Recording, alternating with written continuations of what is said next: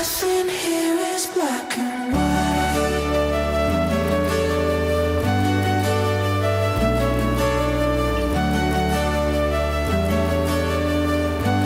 Nothing here is black and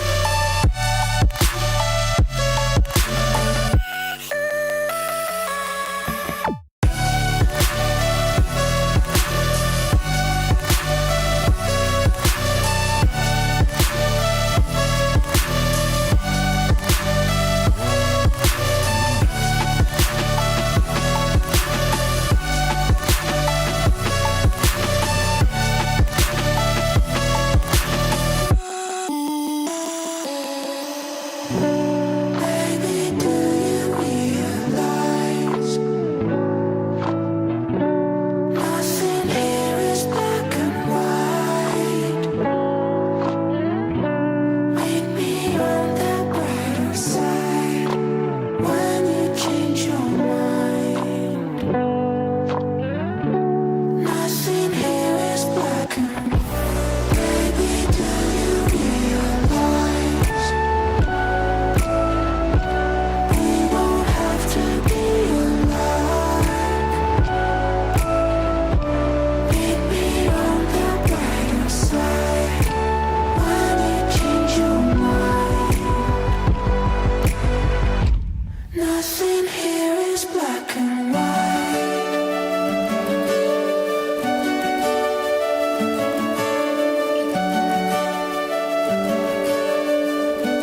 Nothing here is black and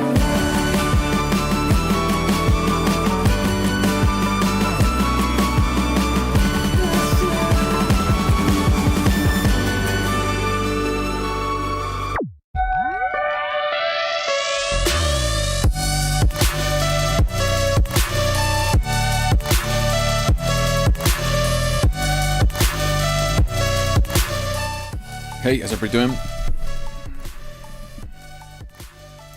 Everybody good? Happy New Year. First live stream of the big 2026. Everybody's doing well. Everybody's year's off to a good start. Alan, how you doing, mate? Trevor, good to see you.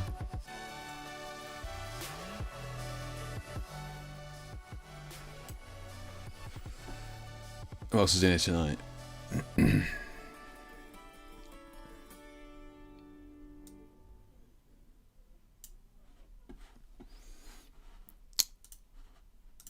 Let's get that knocked off. Good to see it. Wildcard, how you doing? Sports, how you doing, mate? Good to see you. Good to see you. We are off to a good start. Okay, it's managed to mix a couple of scenes there pretty much flawlessly. Some would say I'm getting better, but I don't want to jump to conclusions. Yeah, I hope everybody's year is going well. Brand new year, brand new you. I brought in the new year with a hideous cold. It's not everybody that would survive a cold like this. I know, people joke about man flu and that sort of stuff, but look, I'm just glad I've got it. And none of you folk, because I think this would kill regular person. But thankfully I'm taking one for the team on this one. And if I'm coughing and spluttering and snorting and sneezing and blowing my nose through this stream, then I apologize. But remember, I'm suffering for you guys. Yeah. And look, I'm no botanist or general practitioner, but pretty sure you got the lurgy now, just saying.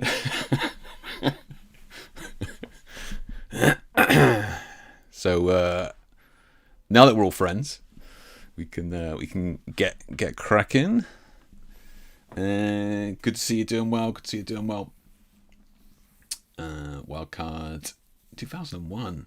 Don't tell me, Wildcard, that you were born in 2001. Please, Wildcard. Just tell me that name is given to you by chance. 2001. Leo, you're welcome, mate. You're welcome. Good luck with that. Strong young man like yourself, Leo. Should be fine, but yeah.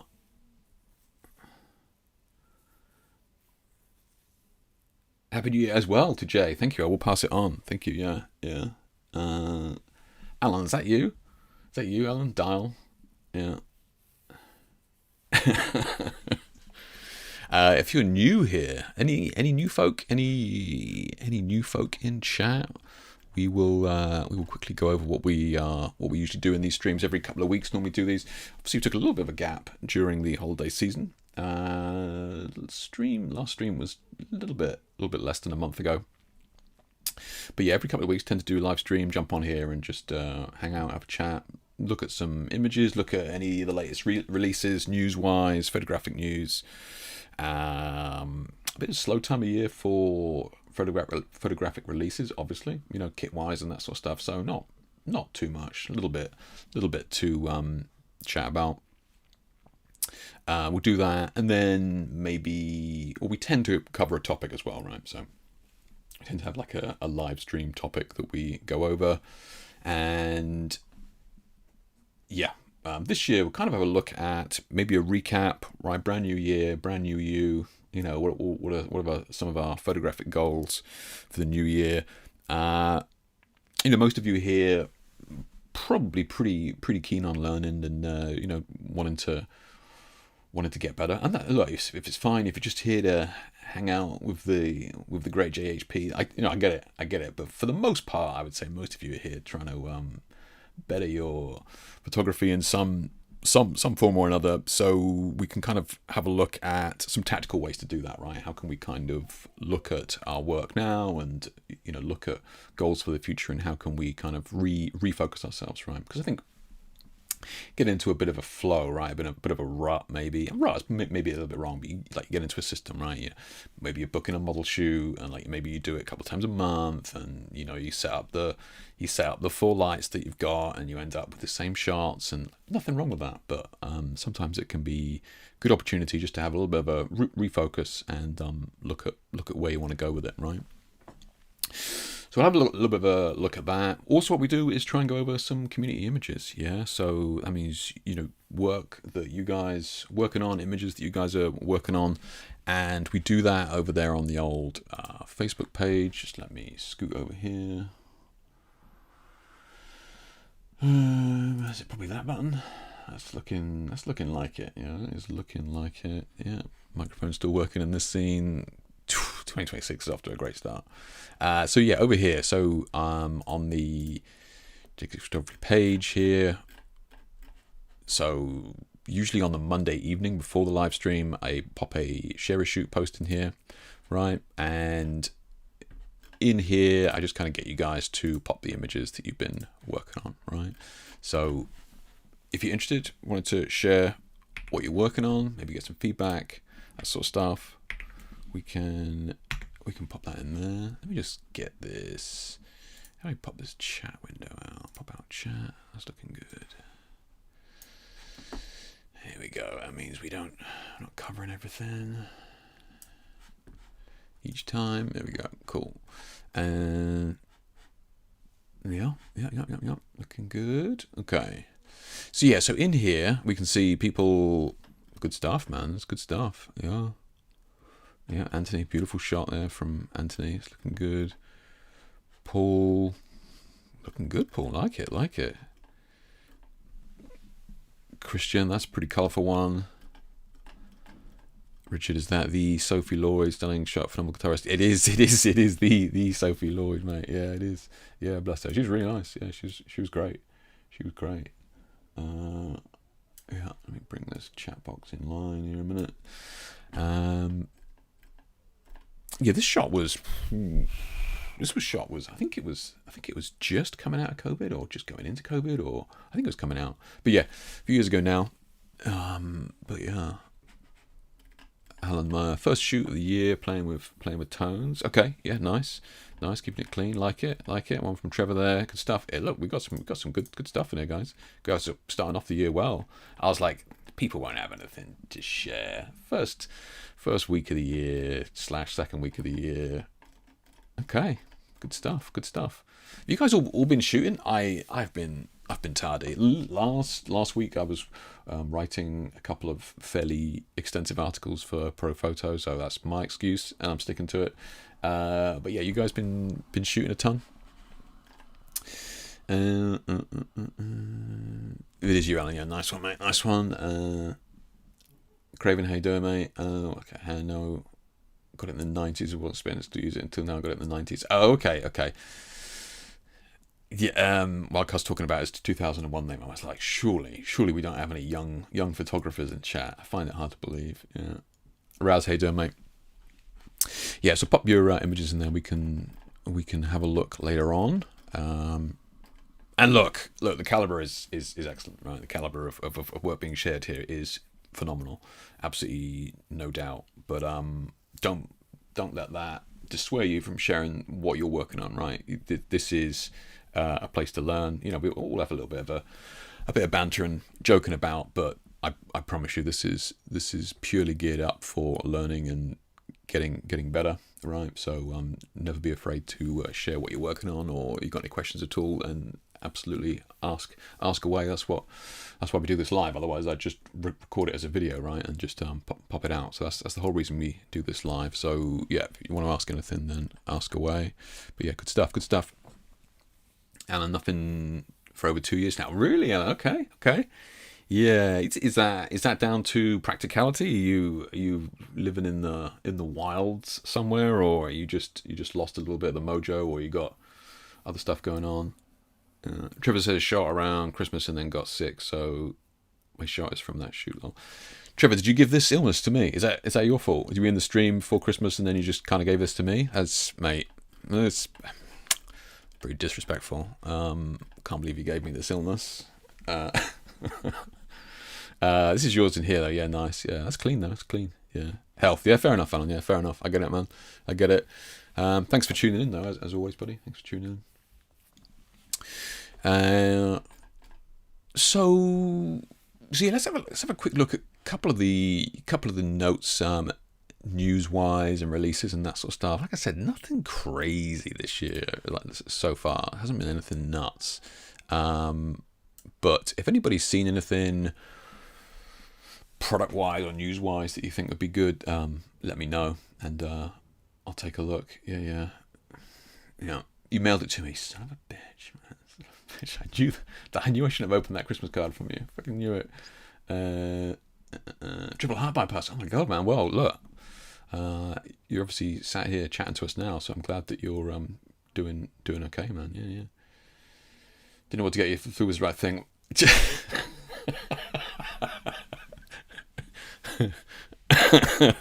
Son of a bitch. Where are you based, Trevor? Where are you based? Let's have a look. Let's have a look. Where we coming from here? Oh, damn it! I was about to come knocking on your door and start giving it back, but it looks like I'm gonna have to save that.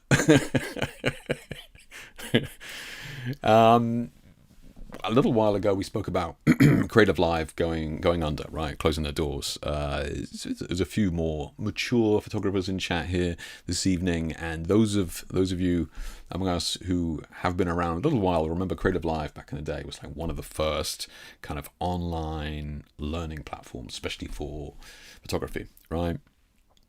Originally, kind of Chase Jarvis, I think, started this a million years ago. God, I don't know when he would have started it. Like, I don't know when did Creative Live start? It's got to have been going 10, 15 years, right? So a long time. And you know, they were kind of one of the big names at the time, and by that I mean they had some real big names doing some pieces on there. You had like Renee Robin and Lindsay Adler and Chris Knight, I think, was doing stuff for them as well. But a bunch of the kind of, you know, actual photographers doing great classes on there. Oh, it was a famous Australian lady as well who does a lot of portraits. She was huge at the time. Anyway, Creative Live just couldn't make it work. They started to do a bunch of stuff like cooking and learn how to play the drum and all that sort of stuff. It didn't really work, and they kind of were closing their doors, but then miraculously were reopened again. And they said, this is an email that they sent to me just at the end of last year. We're excited to announce the Creative Live is officially reopening under the new ownership as part of Course Horse. Have you guys heard of this, Course Horse? I had never heard of these people, so I presume this is, and we'll just take a look in a minute, but I presume this is the new learning platform. Announces plans to close on December 31st. The transition allows platforms to remain open and continue serving as creative community as well.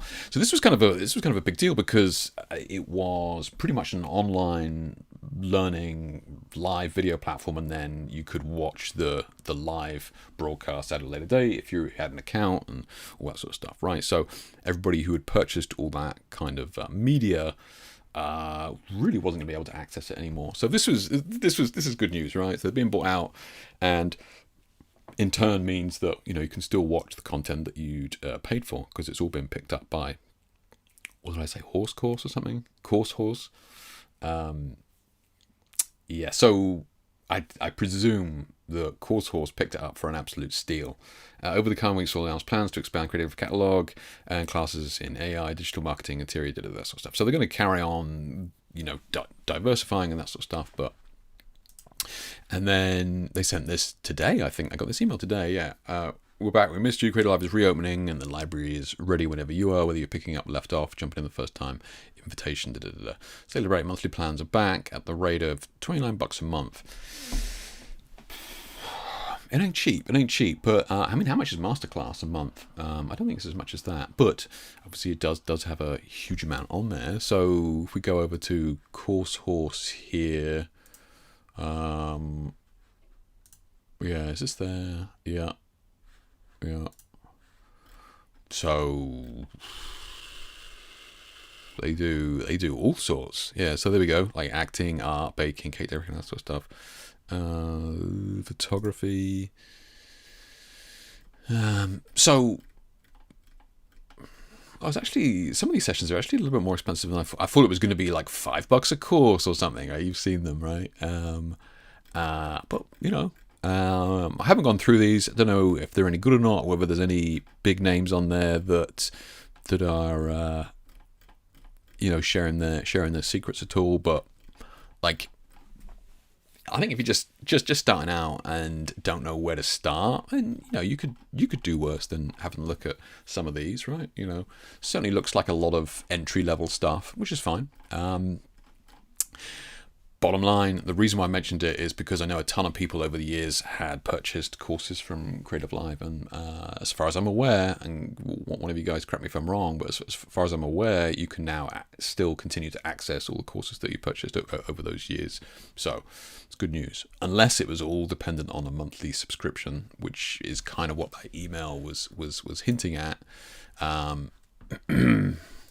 which sucks, but it is what it is.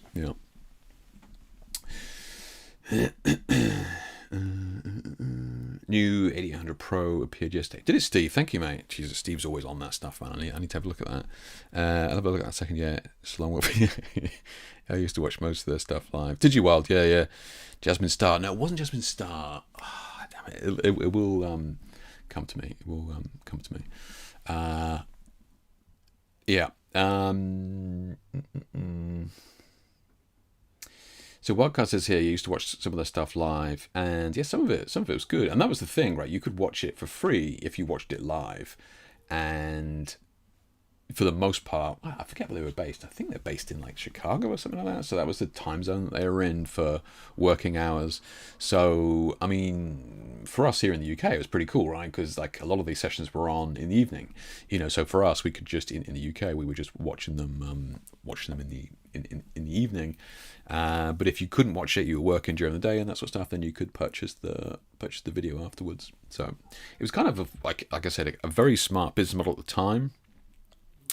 That that a lot of people kind of copied and grew from, but yeah, they just couldn't make it work. They, in my opinion, they got a little bit greedy, right? They would the actual photographers that they were offering deals to became very, very mean, right? Like, so I think you the photographer at one point were getting like 15% or something, and they wanted, don't quote me on this, I am remembering from many years ago, but yeah, I think it was something like 15% you got as the photographer, and they wanted a part of all your additional sales. So like if you were on there selling a book at the time, they wanted sales of the book as well. Or if, like, so at the time, my color gels, that they wanted to cut the color gels and all that sort of stuff. So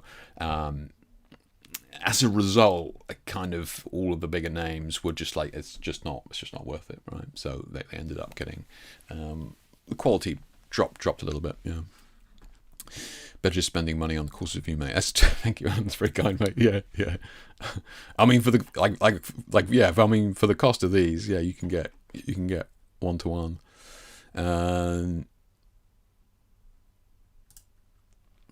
So this popped up, the Adobe Photoshop extension now for Chrome.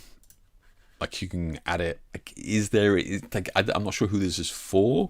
Like, so what it basically means is you can just kind of, any image that you come across, boom, as soon as you install it, right?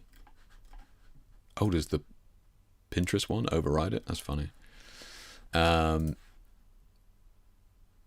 Yeah, so boom, there you go. So then it just opens up the extension. You can't really do anything like brightness, contrast. So I guess, yeah, like most of us are going to have access to editing platforms anyway. But like, I mean, it's quick, right? You just saw that as soon as you click extension, boom, just whack it up there and remove background. Let's have a look if that works any good. I mean, it couldn't have been an easier background for it to do, but like, fine, yeah. So remove stuff. So you can upload your own image into it as well. Apply an effect. So I haven't clicked on that. So now what? Oh, you can actually go into, so rather than, interesting. Okay, I didn't know it actually had another layer to it. Yeah. Yeah. So you got some, we got here. So we got, okay, so you can have AI, got the just, retouch. Okay. Actually, I didn't realize it had this extra layer to it. So that's better than I thought it was. But again, like, how much is it useful to people like us who've already got access to a lot of these pieces of software anyway? So, but it's free, and I presume it's Photoshop branding. I would say, right? It's Adobe making sure that their brand is kind of out there as much as possible. So if people think, if they're not in the know, then they think they're getting like a kind of a semi-free version of Photoshop, and then it's just branding, right? Like the more used to seeing Photoshop, the easier it's going to be to kind of get them hooked down the road. Yeah. So I'm not sure who's going to use that, but there it is.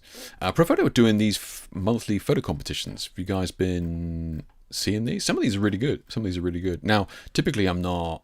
Sue Bryce, well done, Kenny, thank you. So Sue Bryce was the Australian lady I was thinking about, who absolutely blew up on Creative Live years ago. She was absolutely like massive, and she was good, right? She was good, tons of energy, and helped a lot of people out back in the day. But yeah, thank you, Kenny. That's exactly who I was thinking of. So there you go. Do these monthly competitions, Profoto do, and. So what we got here, so February mixing ambient and flash, challenge starts 1st of February. So what is going on at the moment then? Is it, what do we got here? So January, so December was soft light. Okay, see uploads. So this was last.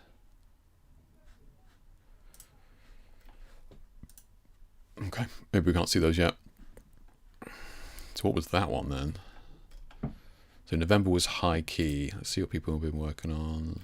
Okay, so you can actually see what everybody submitted as well. Okay.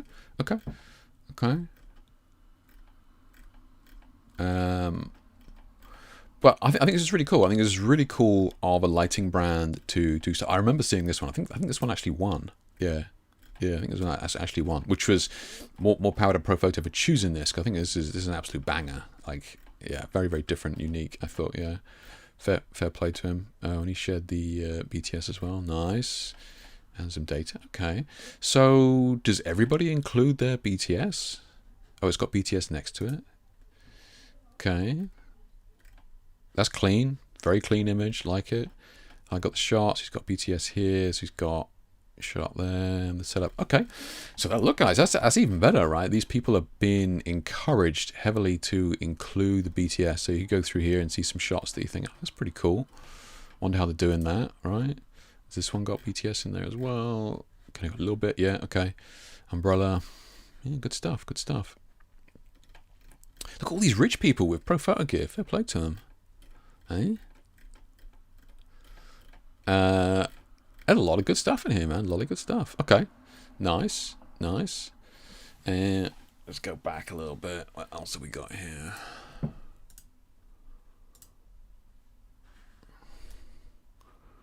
October was dramatic lighting. Let's see.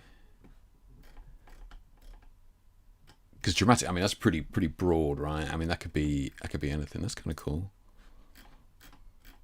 How I got the shot. Stop sign reflecting sun. Okay. Nikon D850. What an absolute legend. I mean, if that didn't win, like, you can just tell that guy knows what he's doing. You know, working with gear like that. Absolute dedication. Okay.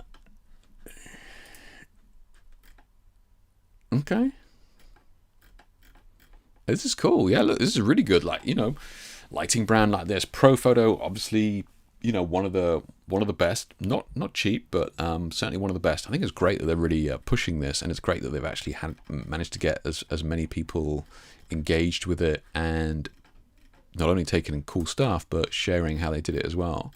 Very very cool.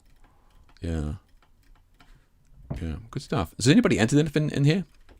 I presume you actually have to own Profoto gear to enter it, so it's not for the faint of heart. That's kind of cool.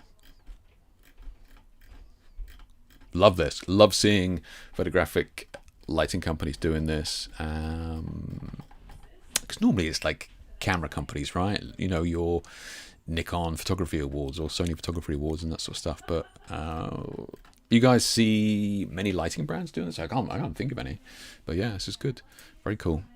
Very cool. Yeah, good stuff. Good stuff. So what's the one at the moment then? They got obviously a photo competition right now. I think it's Rembrandt. I think it's Rembrandt lighting.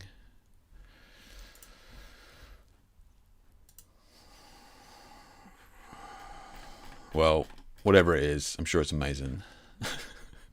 Share the light. There we go. Share the light, race for gold. 6 challenges from October 2025. Okay, so they're doing 6 months of it. Okay, to March. So you've only got a couple more months left of them. A few more images. Let's see. Race for the gold. Boom. Race for the gold. To January. Perfect Rembrandt. Nice. Okay. So yeah, get your images in there if you're interested. You know, and you already shoot with Profoto. I'm sure. I mean, Christ, you must have a Rembrandt image kicking around somewhere, right? Just whack it in there. Job done. Check it out. Good stuff, though. Yep. Hats off to them. Love to see it. Oof, you got to get it past Chris Knight, though. You better make sure it's good. Oof. Let's see. Glad hey there, mate. Good to see you. Yeah. So Sin says, wasn't there a LinkedIn Creative Live collab at one point where you could access the courses with LinkedIn? Is that right, Sin? I did not know that. That's interesting. So I presume if you were on if you had the pro level LinkedIn account thing. Interesting. Okay. Yeah. Okay, yeah, she was good. Yeah. Are they doing them like Rotolite where you have to use their gear to be eligible? Correct, Sim. That's my knowledge, man, from what I can see. I don't know whether that's in the... Yeah, I don't know. Does it say that? It's a good point though, man. Like, there's just no way. Come on, let's be realistic. There's no way you're going to win with just a couple of rotor lights just chilling in the background, right? There's just no way you're going to win. It doesn't say. It doesn't share the light. It's about learning light together. Encourage to share as much detail as possible. Okay. It doesn't say, man. Yeah. I don't know. I don't know how many people win with non-pro photo gear, man. Yeah. I mean, it is what it is, right? Yeah. Happy New Year, Vlad. Good to see you. Yep, Matt. First time at live stream. Usually only get catch up afterwards. Hey, how you doing, Matt? Yeah, good to see you, mate. Good to see you. Happy New Year to you. Well, because I'm also a pro photo user, but I need to shoot more studio work. I've been shooting mostly weddings lately. Really? What pro photo kit do you have, Wildcard? Do you? I presume. I mean, I don't know, but I presume you've maybe got like battery heads that you can use at weddings as well. Because there's a couple of like we just saw a minute ago. Let's have a look. We got Pro. We got here. Experience our products. Lights of photo and video. I am not familiar with the names of any of these, right? Yeah. So a couple of these. So yeah, this is what I was using on the shoot the other day. They brought some B20s and B30s, and they're nuts, man. Really, really good. Like, I was amazed at how compact they are. The things are tiny, right? 250 power. Obviously, the B30 is 500, but which is an extra stop of power. But yeah, these little things I could absolutely, and they pack down super small. They got a little bracket on there. I think you can either take off or pack down super small. But yeah, I would say for wedding shoots and that sort of stuff. Yeah, these things just disappear. There you go. Yeah, tiny little things. Yeah, very, very good. Yeah. Some of my old workers on Flickr. So, wow, okay, you're showing your age there, mate. Yeah. Yeah, I still got all my stuff on Flickr as well, I think. Yeah. Who did they get bought by? Who did Flickr get bought by? Smugmug. That's who they got bought by. Smugmug. Yeah. Pretty sure I had a company LinkedIn learning account, and there was a creative blog. Like, interesting. Yeah. So Wildcard says he's got 3A1, 2B1. Oh, yeah. See, I'm not. So what do you say he's got? A1s. So he got A2s here. Is these just the newer versions of that? Oh yeah, these little things. Yeah, they're good. Yeah. 2 B1s. B1s are good. Yeah. So they knocked them out, have they? So now they've just got the newer versions. Yeah. And B10s. Wow, they really, so all that stuff's gone. A10s is there? No, A1s. Yeah, B10s. Yeah. Okay. Old news, mate. Dead. Nothing on there. How do you know if they use the Godox light? It's dead. Looks, Sin, like that's, like, I know, man. Like, you're not wrong. I don't know. I don't, like, yeah. Because it says there...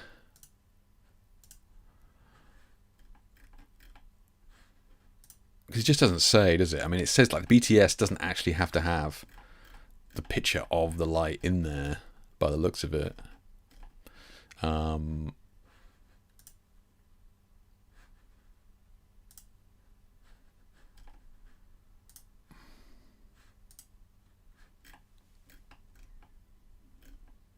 they got a video there as well.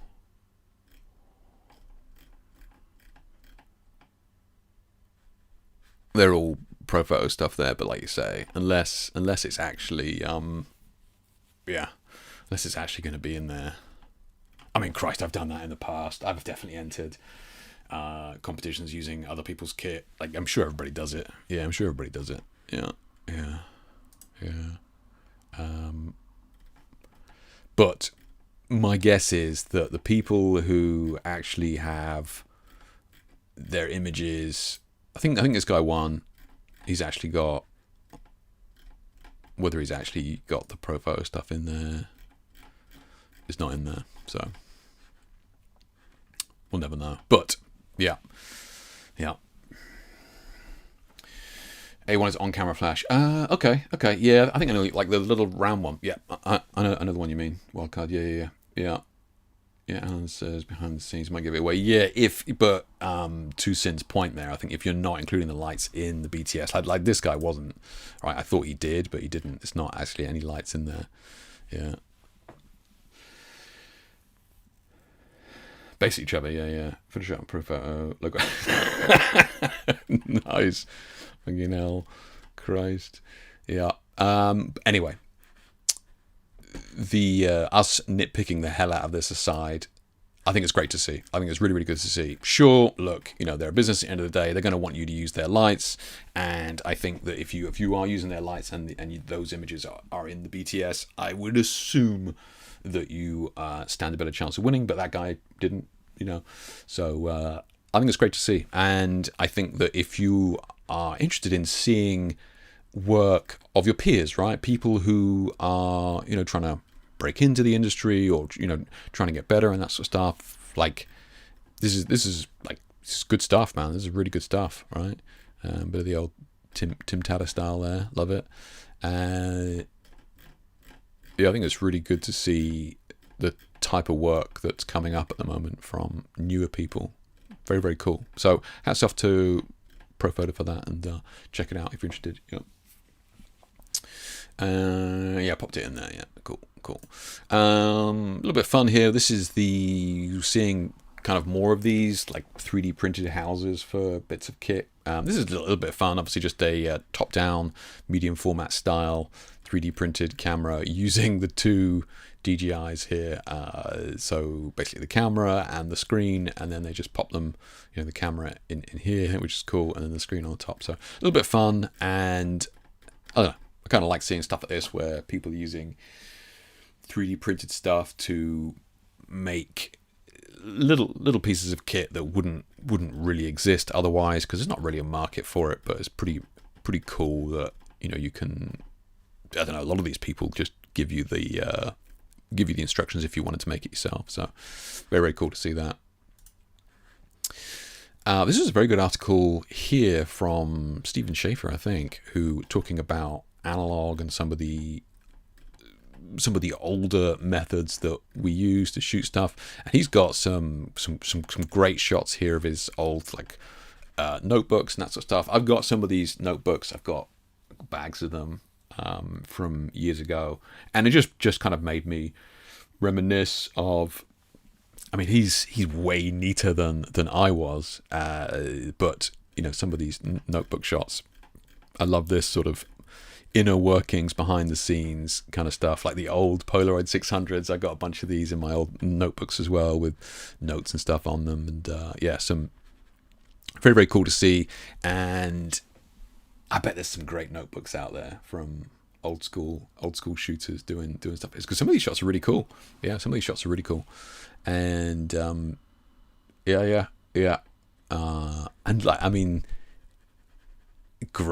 great setup shots as well. Love it. Yeah, very, very cool.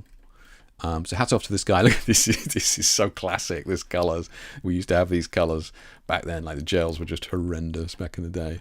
But yeah, great. Oh, there we go. So I presume he's speaking funny language. So what? This is what, the 1st of September 95, not the 9th of January. 95, man. Yeah, that's crazy. Yeah, I love this. This sort of stuff I think is very, very cool. Like seeing the actual inner workings of a photographer working through a process like this and a shoot like this, I think is very, very unique.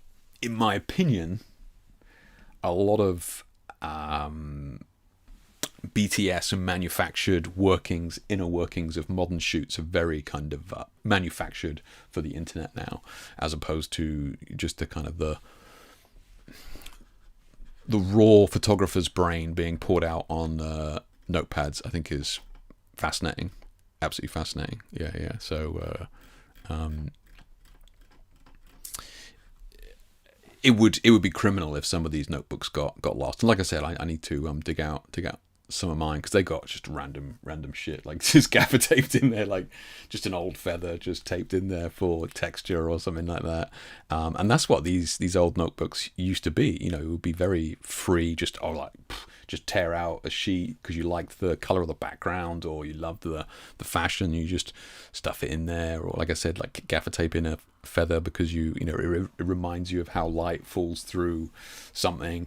Some of these old books are phenomenal, and this guy clearly did a very good job of documenting everything he did.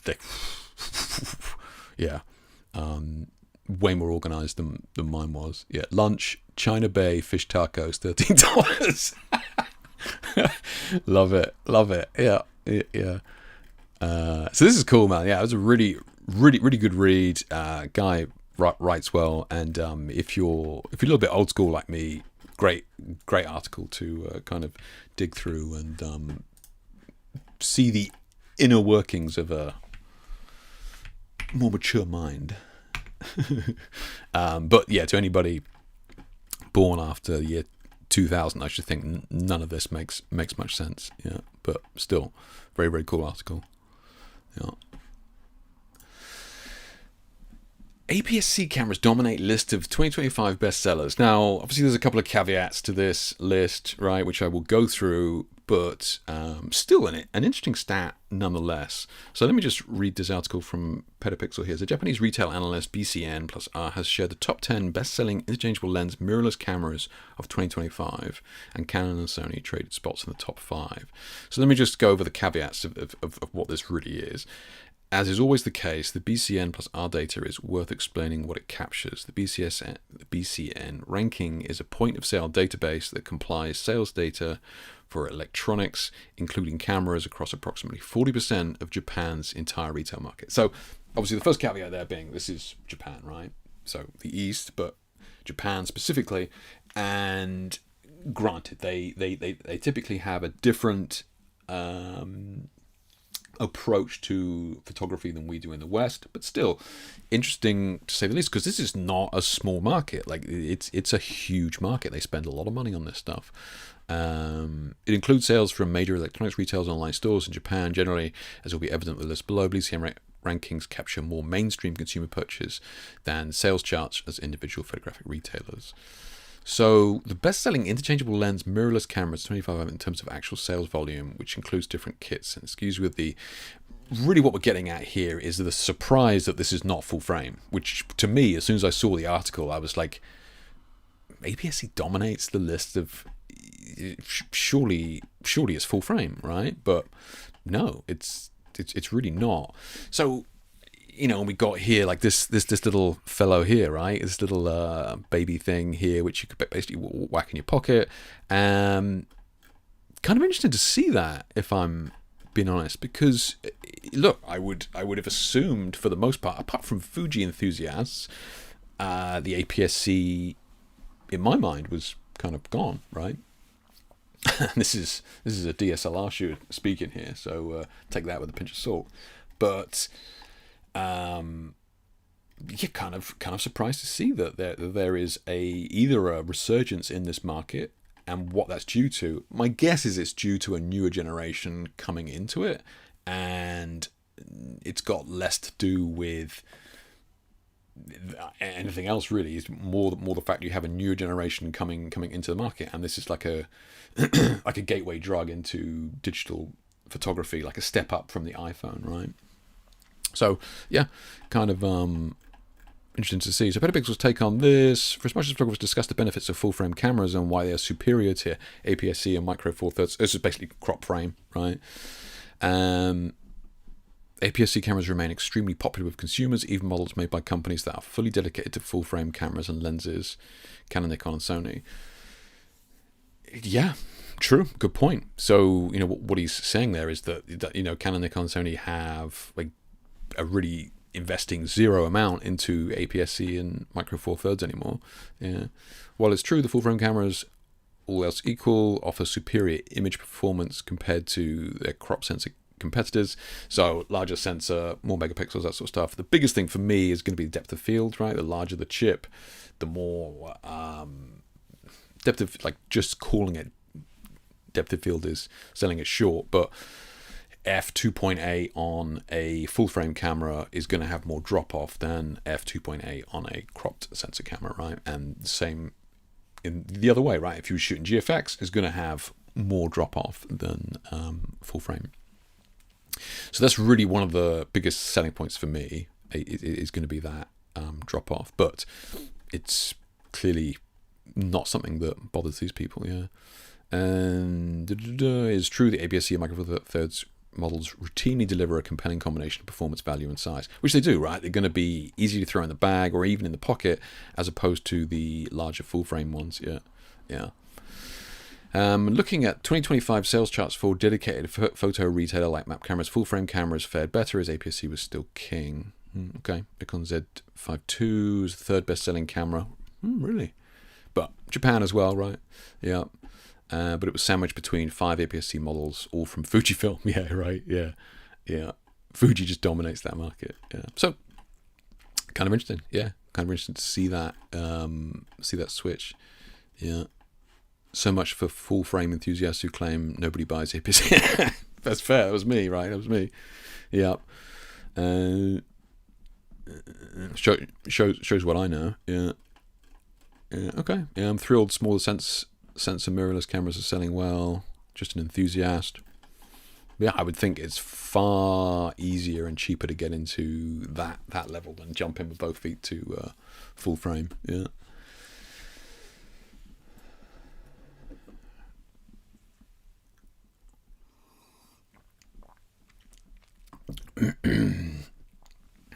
Well, because I'm from 1979, by the way. Oh, okay. Yeah, look, I'm 1980, so thank Christ somebody's older than me here. You know? Plus, there's even most of the interesting Chinese lenses on AliExpress are for APS-C nowadays. Is that right, Vlad? So when you say, what do you say that? You said interesting Chinese lenses. So what do you mean by that when you say interesting? Do you mean just seeing you comment later on? No, you mean kind of the more unique, like zoom factors or like apertures or focal lengths, that sort of stuff. Yeah, more to do with affordability than anything. Probably that would be my guess, Trevor. If you're kind of newer, younger person, like I said, you're looking for a step up from your mobile phone, right? That's kind of makes sense. For the most part, people buy what they see. I would say so. Yeah, this would be sensible. I don't know. Maybe it's ladies, but smaller camera for the bag, that sort of thing. Don't know. Yeah. I exchanged my full frame for weight and health reasons. Plus, my clients do see the difference between full frame and crop. So, Waka says you exchange your full frame, and you said earlier on you're a wedding shooter, right? Is that right, or am I getting people confused? I apologize. So you changed your full frame, but you changed it to what, mirrorless, or you changed it to APS-C? Yeah, to be honest, APS-C makes sense. Lots of photography styles. Okay. Look, I will say, well, I tested a bunch of cameras years ago, and I think I've mentioned this here before. Fujifilm's APS-C or Micro Four Thirds, whatever it is that they run, obviously the smaller sensors, absolutely phenomenal. Like you can't argue it.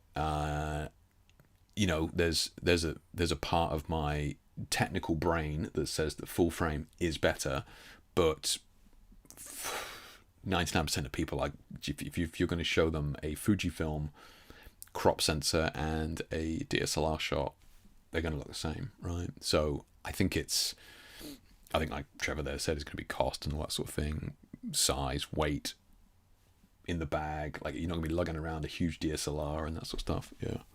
So it makes sense. Yeah. Interesting as autofocus swirly ultra wide aperture. Oh, okay. Interesting as autofocus swirly ultra wide aperture. Okay.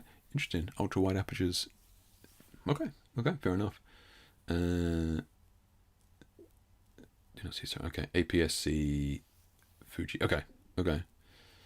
So you're shooting the APS-C on Fuji. Okay. Which one are you using, Marco? Yeah. What are your thoughts on upgrading from a Sony A7 II? Upgrading from the A7 II to what? Upgrading to what? Yeah, I got myself a Nikon Z160 600 zoom Z7. What do you think to that, Alan? I know you haven't shot a bunch in a while, but you pleased with that, right? I mean, some of the files I've seen from the modern Nikon Z's, absolutely phenomenal. Like unbelievably sharp. You know, if that's the sort of thing you're into, yeah. Weight is not that much of a problem in mirrorless era. You can get something like an A7C2, and that's tiny and full frame. Yeah.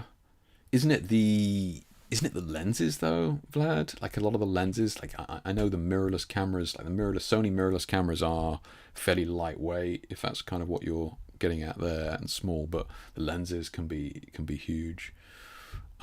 Which, if you're not in the know, certainly could put you off if you're just seeing a bunch of those lenses. But like, you're not wrong. Yeah, you're not wrong. You know. Sorry, 180 600. Okay. Yeah. Look, how much is this then? Buy the Canon. How much is this? Okay. I mean, it's actually still more than I thought it was going to be. How much is this then? This has got to be, what, 500? So it's not cost then, because that is, like, I'm amazed at that. But that's mirrorless, though. Yeah, not APS-C. Or is it? It is APS-C. They're spending... Yeah, look. I mean, it shows how much I know about cameras, right? I would say that I know a reasonable amount about lighting, but what I know about cameras you could write on the back of a fag packet. So, like, yeah, certainly, this is news to me. That's not an enthusiast just stepping up from an iPhone, is it? That's a lot of cash. Yeah. Yeah.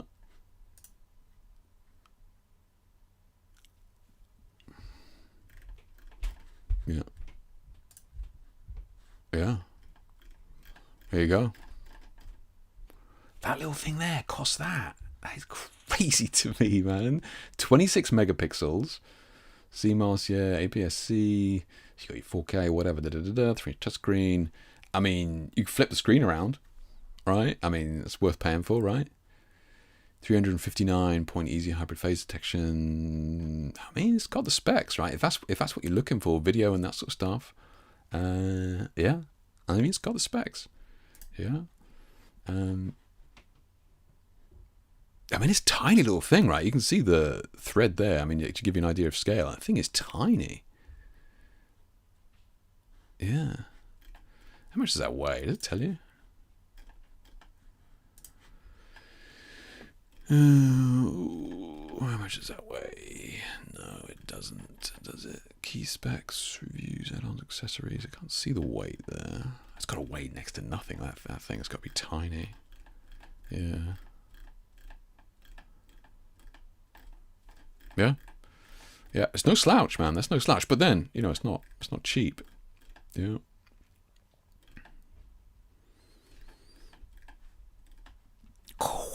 Less than 400 grams with the battery and a card. Damn, tempted myself. Like, sold. I mean, seems pretty good, right? It's, you know, whack that in your pocket. All right. Starting to see the light. Fair play to him. And says, yeah, I use it for wildlife. It works very well. I'm up in the Highlands, but I'm say, yeah, gotcha. Yeah. Yeah, I actually think for nature and that sort of stuff, man. Yeah, like just the level of detail in that thing is wild. Yeah. Well, because I'm shooting primes 1.2, 1.4. Okay, this is on the Fuji F2 Max. Like I said, my clients don't see the difference between full prime. No way. Yeah. Especially not on the on Fuji's. Yeah. Shooting now with XH2 and X106, whatever it is. Okay. Oh yes, I know the ones you mean. Yeah. Same price as iPhone. To be honest, Alan says. Yeah, fair comment. It's true. Yeah. It's a good point. Interest says, I mean, when I first started, I bought a Canon Rebel kit, about that cost.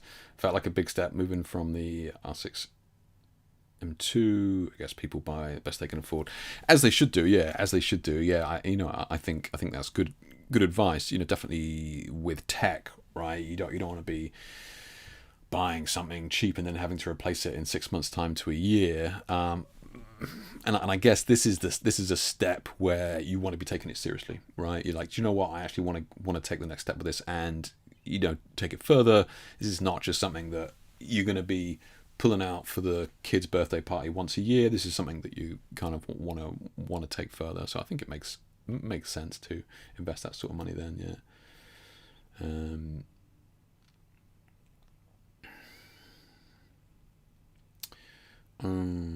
Let's have a look. Wildcard saying shoot now with the XH2. Yeah, gotcha. Yeah. Steph says, based on the description of your stream, I'm looking to get more experience within the fashion industry. I work for a family style studio right now. I wanted to be able to do my own thing. That's pretty much. I mean, it's pretty much where I started as well, Steph. So, really, if you are looking to do your own thing, and obviously we can go into this in a bit more detail later on when I talk about kind of targeting, changes for 2026, and we can look at that in a bit. But yeah, I spent many years working in a busy studio, photographing families and corporate headshots and shots like that. So family style studio, yeah. Like, it can seem like a bit of a treadmill at the moment, but really any time you spend behind the lens is time well spent. And if you get the opportunity to try and wiggle some of your own work into those family shoots, if you can do, that's what I did. Whether they wanted it or not, that's by the by. So one little piece of advice I would say is that, I don't know, if you've got an hour with them or something like that, you should get to a point where you can get what they want within half hour, 20 minutes, right? Show them the images, make sure that they're happy. If they're happy, go, look, I've got this great idea that I want to try. I think you're perfect for it. I love your hair or the color of your shirt, or make up any old stuff you want. And then you start shooting your own stuff with them. Now, I'm not promising you that they're going to buy it, but it does give you the opportunity to test out ideas and colors and playing with gels and that sort of stuff. And that's what I did. Yeah. There was some newborn family pictures that had some crazy color gels in them. Like, there's no way in a million years they were going to buy it, but it's an opportunity to test out ideas, right? And that's like, you're in that position.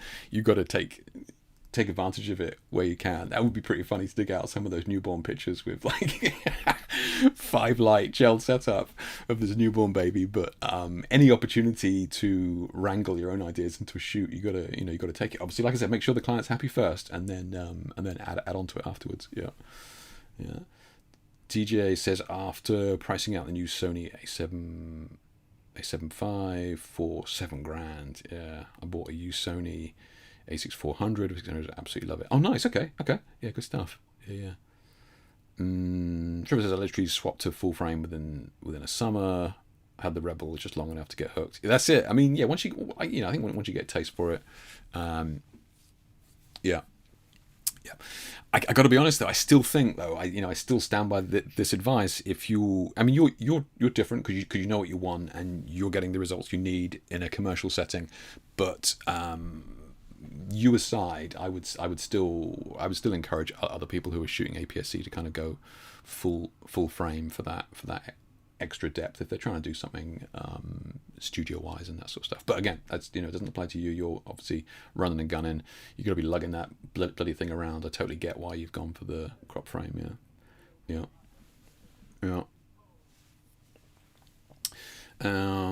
I've got 5 different Nikon digital cameras, 3 film, along with, this is Kenny says this, along with a big selection of studio lights, born in 1959, shooting since about 18, still on the trial and error, loads of drama. Kenny, that is, like, you're doing something right if you're pushing yourself to the point where it's breaking, right?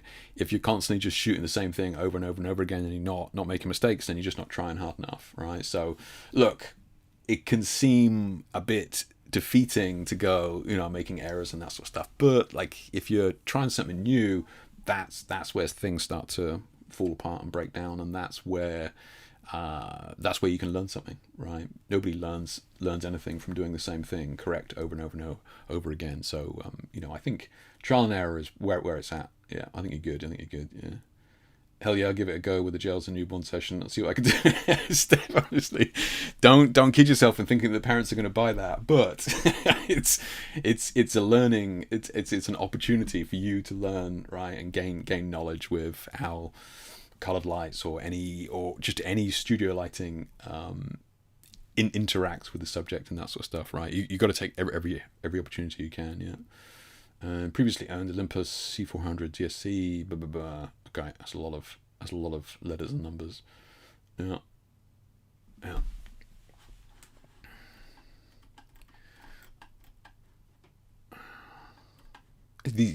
Jesus Christ, you guys. That's a lot of Fuji stuff. Well, God, that is a lot. Yeah. So yeah, like in stock. I'm gonna have to grab one. Absolute banger by the looks of it. Yeah. Damn thing weighs about the weight of a packet of cigarettes as well. So I mean, how bad could it be? Just thought I'd mention this. This is nothing crazy, but at the end of the year or the start of the year, Petapixel put out this Save Big on Lighting Gear and Preview Photos in 2026. They got some, they just found some deals online. If anybody's looking for lighting gear, there's a couple of deals here. Most of it is on B&H, where I presume they get their link throughs from, kickbacks from link throughs, but still. Is that a good price for that one? Let's have a look.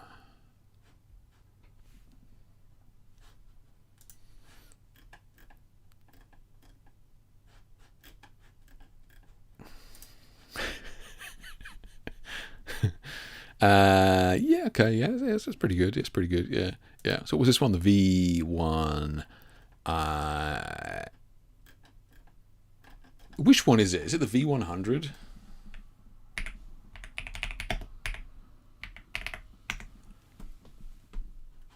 I would say I would say that like the V100 is worth the extra in my opinion. Yeah. But still, I mean, they got a decent selection of stuff on there. Studio strobe wise, I mean, 600 watts. If you think you need that much power, then it's not a terrible price, right? Less than I was going to say, if it had to be less than $500, which it is. Do you need 600 watts? I don't know. Let's have a look. Monolights, power, watt seconds. Here we go. That's what we got.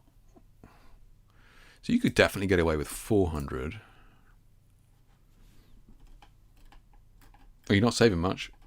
So yeah, I mean, if you're going to be spending $500, you may as well get the 600, right? Okay. I guess it gets to a certain price or a certain amount, and it doesn't change too much in the pricing. So okay, that gives you some idea of value of that. Then interesting. Okay, what else we got here? This is a good one. Yeah, if you're looking for like a mono light, cob LED light, then yeah, Nanlite, very very good. This is the FS300B. I would still say if you can afford it, to try and go for the RGB ones. I think if you're going to go into LED, I think you'd be crazy not to go into full RGB. That's just my opinion. What we got here? All LED lights. Yeah, so brand. Let's have a look. So Nanlite. I mean, you can go Apple. You don't have to go Nanlite, but Nanlite is very good. Yeah. I just want to see what something like B&H would actually have Nanlite wise on there. Well, that's what the fuck? Isn't that's 300? How much is this one? That's what I mean, right? So you got 240 here, and what was I just looking at? 300 FS300C or the FS300 bicolor. Like, spend like muster the extra $70 and go full color. In my opinion, oh, it's right. Yeah, there you go. It's right there. So yeah, that'd be my guess. And then they go down into these weird like cinema lights for like $5,000 and stuff.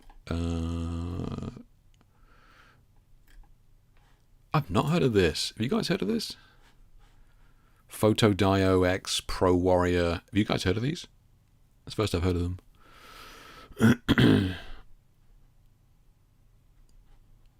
I wonder where they're from. I mean,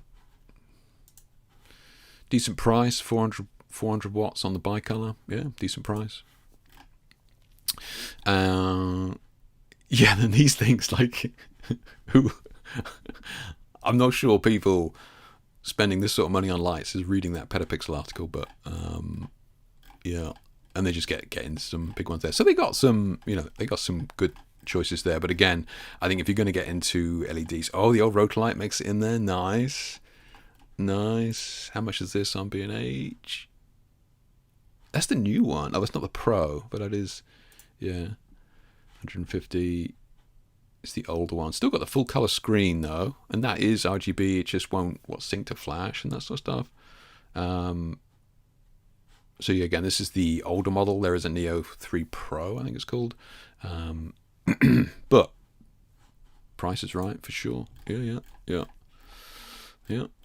Interesting couple of bits in there, and then just some stands and stuff at the bottom. Probably just a quick article just to rattle out a few links, a few link backs, but yeah, still interesting nonetheless. Yeah. Are you guys still shooting strobes, or because I know some of you are shooting onboard flash, the A1 we've been talking about there from Pro Photo. Some of you shooting LED, some of you shooting strobes as well. We've got a mix. I would say I did a poll not too long ago, and like the vast majority had a mix, So, yeah. Steph says, I found your work through the studio I work at because apparently you used to work there, which is what my head office told me anyway. So thank you for being an inspiration to me as well. Okay, was that in one of the venture studios like a million years ago? That's interesting. Yeah, that's interesting. Exactly right. That's what I was doing there. Right, you just force your crazy studio lighting onto these poor unsuspecting souls. Yeah. Are you guys doing the photography show in Birmingham? Probably going on the Saturday. I don't know where. Yeah, actually, I was supposed to be. So, Essential Photo said that they want to be on the stand to do some training. I haven't heard anything back from them. And then another brand reached out as well. They said they wanted me, and then I haven't heard back from them. So, like, it's been pretty quiet, right? Isn't it? In like less than 2 months or something. But yeah, if I'm not working, I'll probably go up for a day, Alan. Yeah. Don't think you could buy the Sony, Jake. I believe it only has the LCD, no traditional viewfinder. Oh, Trevor, mate, you saved me a bunch of money there, mate. Well done. That was close. Yeah, I don't want to be looking like some wanker, do I? Yeah, good shout, mate. Good shout. Yeah. What do you think of small rig lights as an inexpensive option to start with? You can do stuff, yeah. The small rig lights, you can do.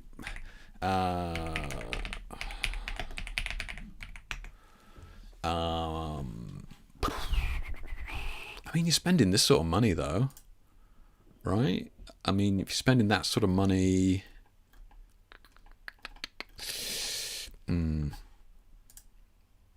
yeah. I think it depends what you want to do. If you want to get into studio photography long term, is this actual S-Fit or is this baby S-Fit? Bowman's mount reflector S-Fit, yeah. So I mean, you could do worse. You could do worse, but that is like a lot of money for that brand, in my opinion.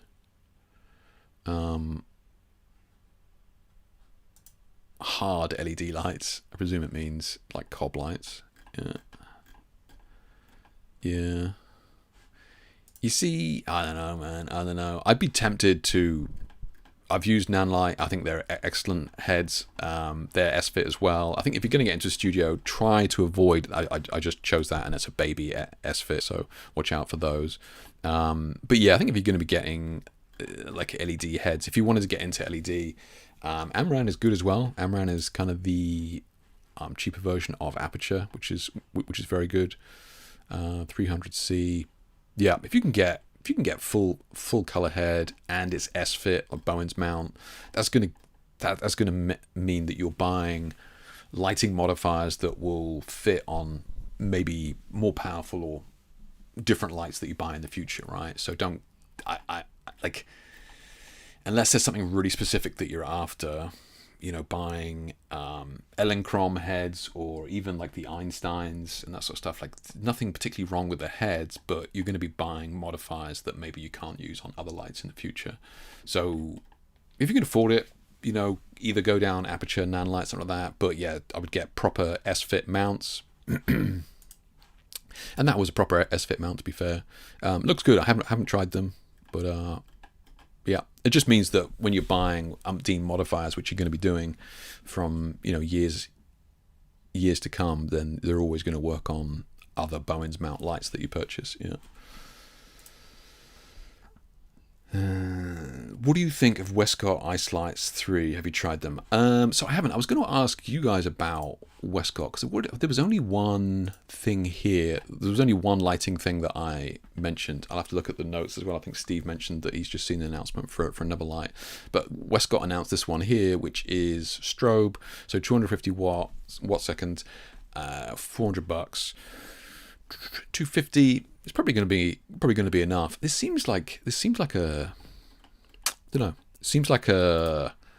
It's not cheap, right? It's not cheap for 250 watt second strobe. I mean, it is a battery head. So the reason I kind of brought this up was not because I think it's great and you should check it out or anything like that. I wanted to ask you guys, have you tried any of these Westcott branded pieces of kit? I presume that they're just putting their name on another manufacturer's lights. I mean, correct me if I'm wrong, unless they actually have their own factory somewhere and that sort of stuff. I'm happy to be proven wrong on that, but my assumption is that these guys may be putting their name on something else. Has anybody tried any Westcott lights? Are they any good?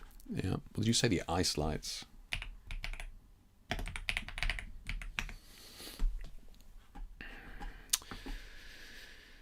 That's what you said, right? I think Westcott Ice Lights 3. Have you tried them? So ice lights have been around a very long time.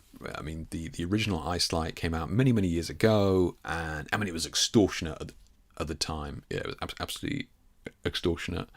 I personally think that these are pretty pricey for what they do, in my opinion. Yeah. Obviously, you got the OGs, right? You got the Pavo tubes. They have their benefits of being slightly longer and that sort of stuff. These smaller. How long is this? This is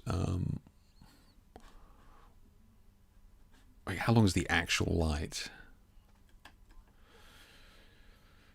Let's see, specs wise. Color temperature 27 to 65, fine. 600 lux. I mean, it's not the brightest. Color accuracy, fine. Yeah.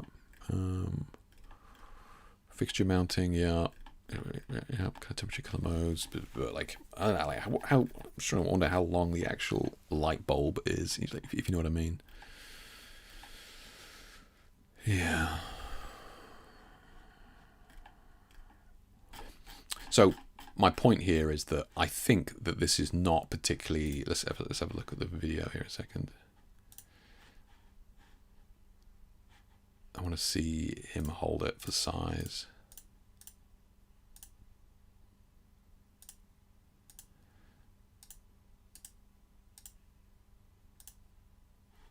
Okay, I'm actually kind of surprised at how prominent the LEDs are behind that frosting.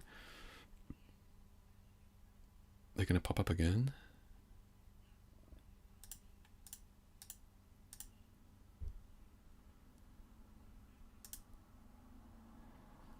Looks like a little bit more than 180, maybe.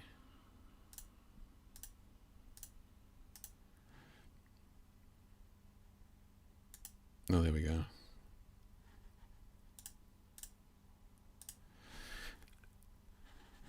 Yeah. Yeah, I don't think it's worth it. I think you can. I think you could probably do better for your money, personally. Yeah, they look. Yeah, yeah, yeah. I think you could do better for your money. And look, you don't need to go nanlite. You could do the. I would say the Godox ones are probably better as well.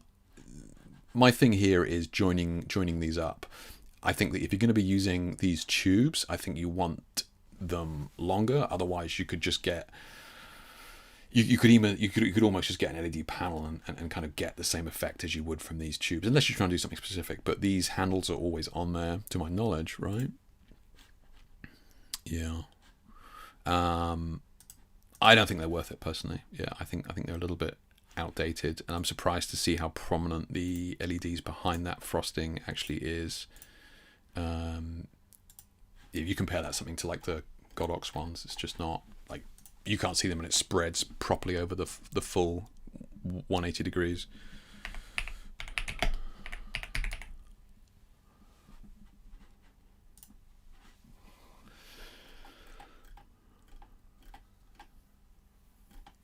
Yeah, so I mean, yeah. I mean, that's not much better there. Yeah. I got the little baby 30 ones, and you join those up, and it's a very good spread. Yeah, a very good spread. Yeah, I'd be hesitant to recommend those ice lights for the cost that they are, for the power output that it's saying, and for the grouping of those LEDs and the diffusion that they offer. Like they're kind of torn, right? Because what they want to do is they want to diffuse those LEDs as much as possible, but the more diffusion that you put in front of the bulbs, the less power they put out, right? So they're kind of locked in that sweet spot between diffusing the bulbs but not taking away light power. And that didn't look fantastic to me. Yeah, personally, yeah, I haven't tried them. So if anybody else in here has used them, please jump up. No worries, Steph. Yeah, nice. Let me say I'm from India. Wedding photo video. Okay. How you doing? Sanjay? How you doing? Oh, you shoot Viltrox as well, Sanjay. You shooting the Viltrox lenses? Kind of interested. Are you happy with those? Yeah. You said you want to buy the 20mm 2.8. Better for me or not? Lens choices is pretty specific to the work that you're doing, Sanjay. Yeah, I haven't used the Viltrox myself, but if you're happy with the other ones, a lot of people say the Viltroxes are very good, and they're certainly a lot better than they used to be. Yeah. So it says, yeah, I was trying to my own OD's invention and told me to learn from you and your work to help progress my own. So I don't know, the same place gave me a good push. Yeah. I probably wouldn't tell them that I told you that, Steph. unless your manager is pretty chill. Management is usually only keen on you spending time taking images that the client will buy, not necessarily. I could be wrong. Your mileage may vary with your manager and studio and that sort of stuff, but historically, managers are pretty keen on you only shooting stuff that is going to sell. So, I mean, don't don't say that I told you that. Walker says I have 2 Ice-Lite 3s and I'll do a test shoot this weekend. Prep photos. Yeah, do it, Walker. Yeah, I'd be very interested to hear your thoughts. Yeah, I'd be very interested. Yeah. It's a satisfying keyboard. Sounds like smart. Yeah, it is one of the old school ones. Yeah, thank you. Yeah, DJ. I'm in USA. All this stuff was less expensive 1 year ago. I'm not buying. I'm paying trumps. I agree with you, DJ. I would say it is stuff is pricey right now. It is. I don't know that that's going to change. It's certainly not going to go back down. We can get into it, but yeah, it's certainly not going to go back down. I think the 4-foot lights are best size. I mean, if you can afford those, yeah. I mean, that they are. I think like the longer the tubes you get, the more sense it makes, because those tubes are going to really produce a very clean, even light over a large area. Like the handheld ones is fine, but I think you could get away with a similar thing with the Neo Pro like the Rotolite Neo Pro thing, and you can put that on your hot shoe if you want, or on a light stand and that sort of thing, and it's pretty much going to give you like a, you know, like a tube light that's like a foot long or something like that. It's going to be a similar kind of effect. You're just not going to notice the tube effect on smaller ones. Yeah, I think they're about 60 centimeters. Okay, well, yeah, thanks. Yeah, that's worse than a single raw. I presume you're talking about the LEDs, right? Yeah, true about the LEDs. But oh well, let's see how the shoot goes this weekend. Yeah, just received Filtrex today. Did you, Vlad? Okay, that's cool. Yeah, 85mm f2, not bad at all. Nice. Okay, but way too sharp. There you go. I'm sort of 10. Yeah, the Viltrox have been like, and they've just announced, or Sony has announced that what they're going to make them compatible with Sony's, right? I think I saw in an article, and I think Nikon followed suit recently as well. Yeah. Sanjay, yeah, 20mm for Indian wedding and mall spaces. Yeah, I mean 20mm for that. Yeah, like I think having that wide angle is going to be. I mean, that is pretty wide, but yeah, 28 I'd probably say is safe, but yeah, I mean 20 is going to be a unique look. Yeah. No worries, Steph. Good luck with that. Super impressed with the Artisan. What, $130, 56mm 1.8. That is crazy, DJ. Right? I mean, that's crazy to get like a 1.8 50mm $130. Is crazy. Yeah. What style of studio lights would you recommend yourself? Not insanely expensive, but still worth it. Jesus Christ, Steph. That is the $1 million question. Firstly, are you going to be shooting video? Right? How long are you going to be doing this? Do you think you'll be shooting video? I kind of mentioned at the start of the stream that last week I was busy writing 2 fairly extensive articles for ProPhoto. One of those articles was around the transition between LEDs to flash, right? And why kind of somebody like myself, from flash to LEDs. So somebody like myself, you know, going through that phase of switching my strobes to LEDs and why I would do that and why it's useful. And one of the kind of sections of the article talks about newer photographers, maybe such as yourself, Steph. I'm not sure how old you are, but it sounds like you're kind of starting out down that road, where I'm going, look, I don't display video anywhere on my website. I've never shot video. I don't have any video to show. I certainly don't advertise the fact that I shoot video. Yeah, I still get asked for video, right? Even though I clearly do not do it, and it doesn't interest me. Nothing against it. It just doesn't interest me, right? So, but I still get asked for video. Now, me at my stage of my career, I could probably skate by the rest of my career without having to shoot video if I'm careful, right? But a new person, maybe such as yourself, who wants to shoot commercially in the long run, I think you're going to have to shoot video. I really do. So, like flash, you can get pretty powerful flashes for. You're talking about Venture, so I'm sure you're based in the UK here. So you can get cheap flashes now for like 120 quid or something.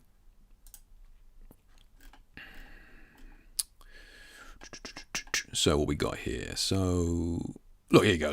Look at this. If you were like, Jay, I've got no money, I really want to get into studio photography, this is going to be fine. This is basic, right? But 110 quid is an exposed flash tube, which is what I would recommend if you are going to shoot flash. Exposed flash tube, S-fit. It doesn't show the back of it doesn't show the back of the light there, but you know, no battery. You're going to have it plugged in, but like it's going to be adjust the power of the flash on the back there from probably 1 to 7 stops or something. And like if you just want to learn studio lighting in your own space and you have kind of no money, okay, granted that's out of stock there now, but what else we got here? 300, what's this one? On sale, 112 quid, in stock, 300 watt second. Like, you know, you can, and 300 is going to be like 90% of the stuff that you shoot. I've got a couple of 1,000 watt heads here. I've used them twice or something, right? You just don't need that extra juice. like you could buy like 4 of these and be set, in all fairness, right, set for the next 5 years in terms of photography, right? Sure, you're going to need to buy modifiers and that sort of stuff, but those modifiers are going to work on flash as well as LED and that sort of stuff. So look, if money was really like, you know what, money's really tight, Jake, and I want and I want to get started, you could do way worse than this. It depends how creative you want to get. Do you want to get 4 strobes or do you want to get 2 LEDs, right?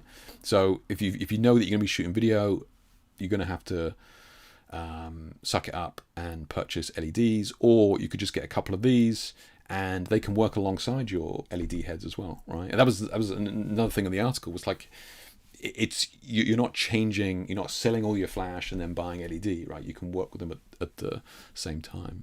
So you could do way worse than getting something like this. And you know, we're very spoilt today, right? I've got some old Bowens here that I bought when I left art college in like 2001, and they're still there. Sony Esprits, right? 500 watts, and they're still there now. I don't use them, but they are still there, and they still work. These things will go and go and go, right? This will cover most of what you need. It really will. Everything else on top of this is going to be convenience, luxury, battery powered, all that sort of stuff. Like, it's not going to give you anything extra. Like, you could spend 1,500 quid on a single head and you can get high speed sync and battery powered and all that crap, but the images are going to look the same, right? So I think you could do far, far worse than that. Yeah.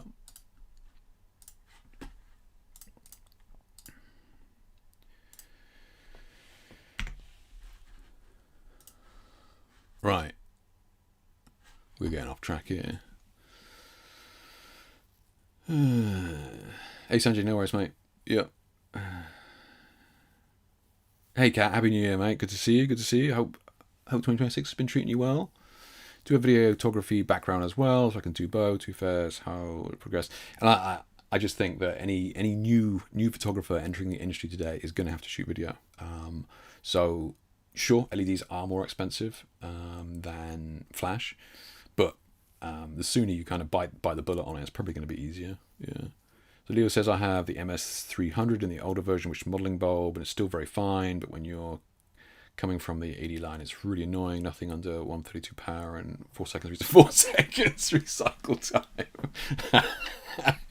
Nice, Leo, nice. Yeah. So Leo's point there is kind of echoing what I'm saying, is that, you know, there are going to be some drawbacks, but, like, you know, if you can work around them, you can certainly save a ton of money. Yeah. I've shot on LED during my degree, so if you're comfortable with that too, would prefer flash as my day-to-day work now.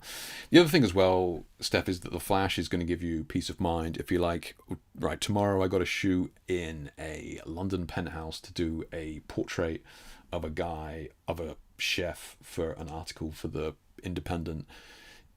Yeah, like, do I want to turn up to that London penthouse with LEDs alone? Like, how much, like, is there going to be wall-to-wall windows in this London apartment? How much of that window can I block out to help my LEDs? Or shall I just take a couple of flashes and I can overpower the sun and call it a day? That's really the only downside to LEDs. Yeah. Comparisons, the Thief of Joy. It's true, Leo. It's true. Yeah, I recently got MS300 Fever, quite good, although I didn't have time to do more with it. Okay. MS305. What's that? What am I?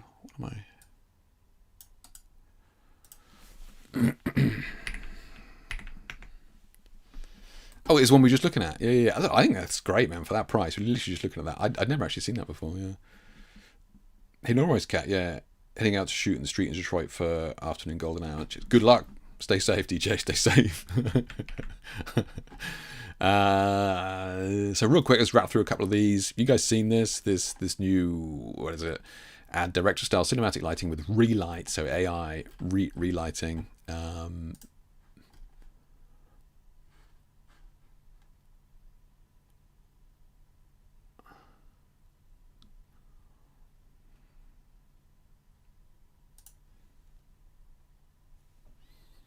So original photo, and then this, piece of software or whatever is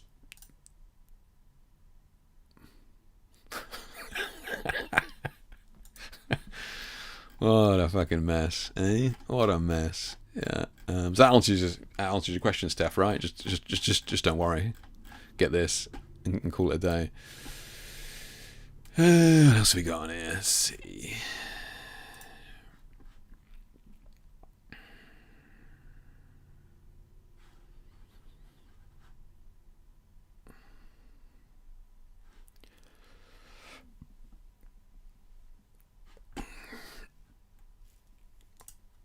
Wild times ahead, guys. Wild times ahead, indeed. Yeah, I just thought I'd show it to you. I really don't have any commentary on it, other than like it's not it's not for us. Like we seek enjoyment from the process.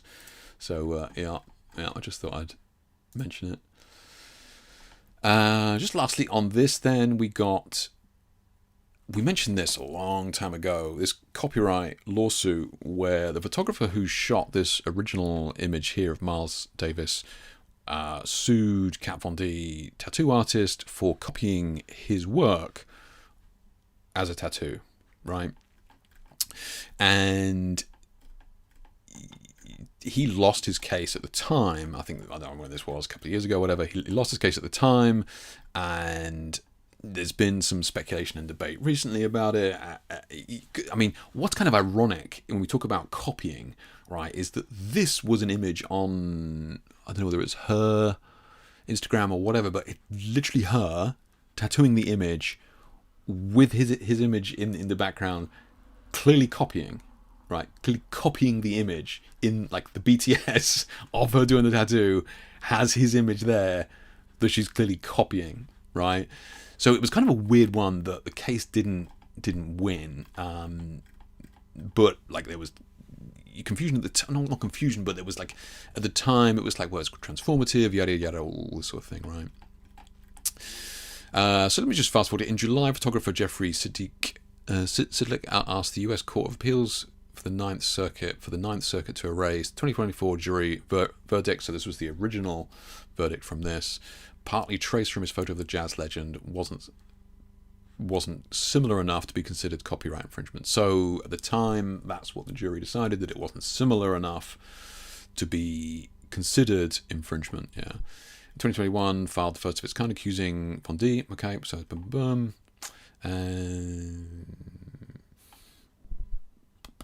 See, well, this was actually, it scoots over it here, but this is one of the things here. Infringing on his copyright by using his iconic 1989 photo of Miles Davis for a tattoo on her friend Blake Farmer that she inked free of charge for him.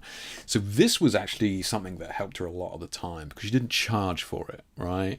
So this was a major, major deal. And I would say that this part was probably what, in my opinion, probably one of the case to begin with, was the fact that she was just doing it for a mate, right? Fair, right? Fair enough. So, on January 2nd, the Ninth Circuit declined to overturn the jury's decision, writing that doing so would require the judges to replace the jurors' judgment with their own, something the court says it cannot do. As a result, the verdict in Von D's favour remains in place. Okay, fine, all right. However, the ruling went further than a simple affirmation. Two judges on the panel issued separate concurring opinions agreeing with the outcome of Sidlick's copyright case, but strongly criticising the legal test that led to it. So this is where it kind of gets a bit hazy, and this is where we get into the realms of more modern digital imaging, especially with AI and this sort of stuff as well. All right. So both judges questioned whether the Ninth Circuit's decades-old intrinsic test, also known as the total concept and field test, should continue to be used at all. Why judges question the total concept and field test? The total concept and field test asks whether two works appear to be similar overall that an ordinary person would think one was copied from the other. So it's really down to personal opinion, right? It's like you're asking the jurors, does this look copied? I mean, that's really what it comes down to, right? It's your opinion rather than analyzing it with specifics, right? So it goes on, rather than comparing specific elements in detail, the test focuses on overall impressions of the works, such as mood, style, and general appearance. Johnson and each concurring opinions joined one another's reasoning, arguing the intrinsic test is deeply flawed. Okay, so remember, this is coming from two judges. Judge Wardlaw writes that the test should be reconsidered entirely, while Judge Johnstone concludes that a test that produces such a result cannot be right.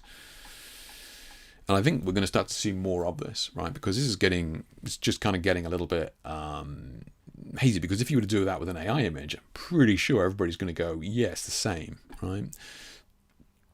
Judge Wardlaw explains that the test offers juries very little guidance because expert testimony is not allowed and detailed analysis discouraged. Jurors must decide complex questions such as how similar a photograph and a tattoo are, in Sedlick's case, without clear instructions on how to separate the protectable creative choices from elements that cannot be copyrighted, like a person's facial features or pose. So really the whole point of this is going, look, we need to find a better medium or way of kind of going over whether something is copyright infringement, rather than it just being what do you reckon, does it look good to you, right? She adds that this problem can place copyright holders at a disadvantage. An ordinary observer may assume that work created in different media, such as a photograph and a tattoo, will naturally feel different, even if meaningful copyright or expressive elements has occurred. This is especially difficult when a photograph's originality lies in subtle choices involving lighting, angle, composition applied to a human subject.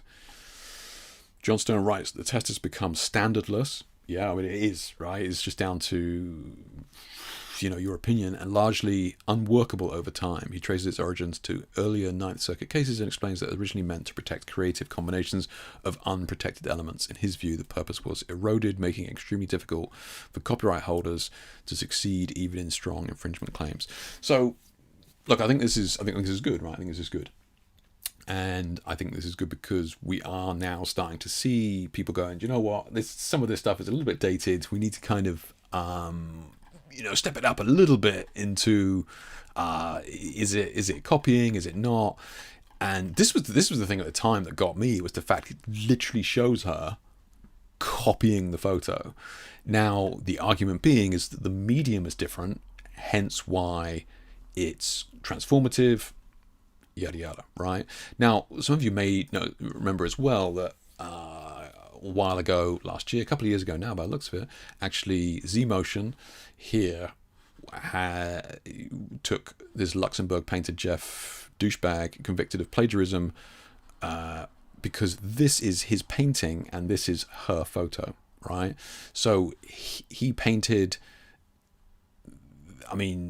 copied, traced, whatever you want to call it. It's flipped. This is not just flipped for media. This is he literally mirrored it in his painting. And in this situation, Z-Motion actually won her appeal, right? So the Luxembourg court has ruled that Jeff infringed on my copyright when used work without consent using a different medium was irrelevant. So here, using a different medium was irrelevant. Now, granted, this is in different countries, right? So different countries are going to have different rules on this and that sort of stuff as well. So it's a real mess. It's a real kind of,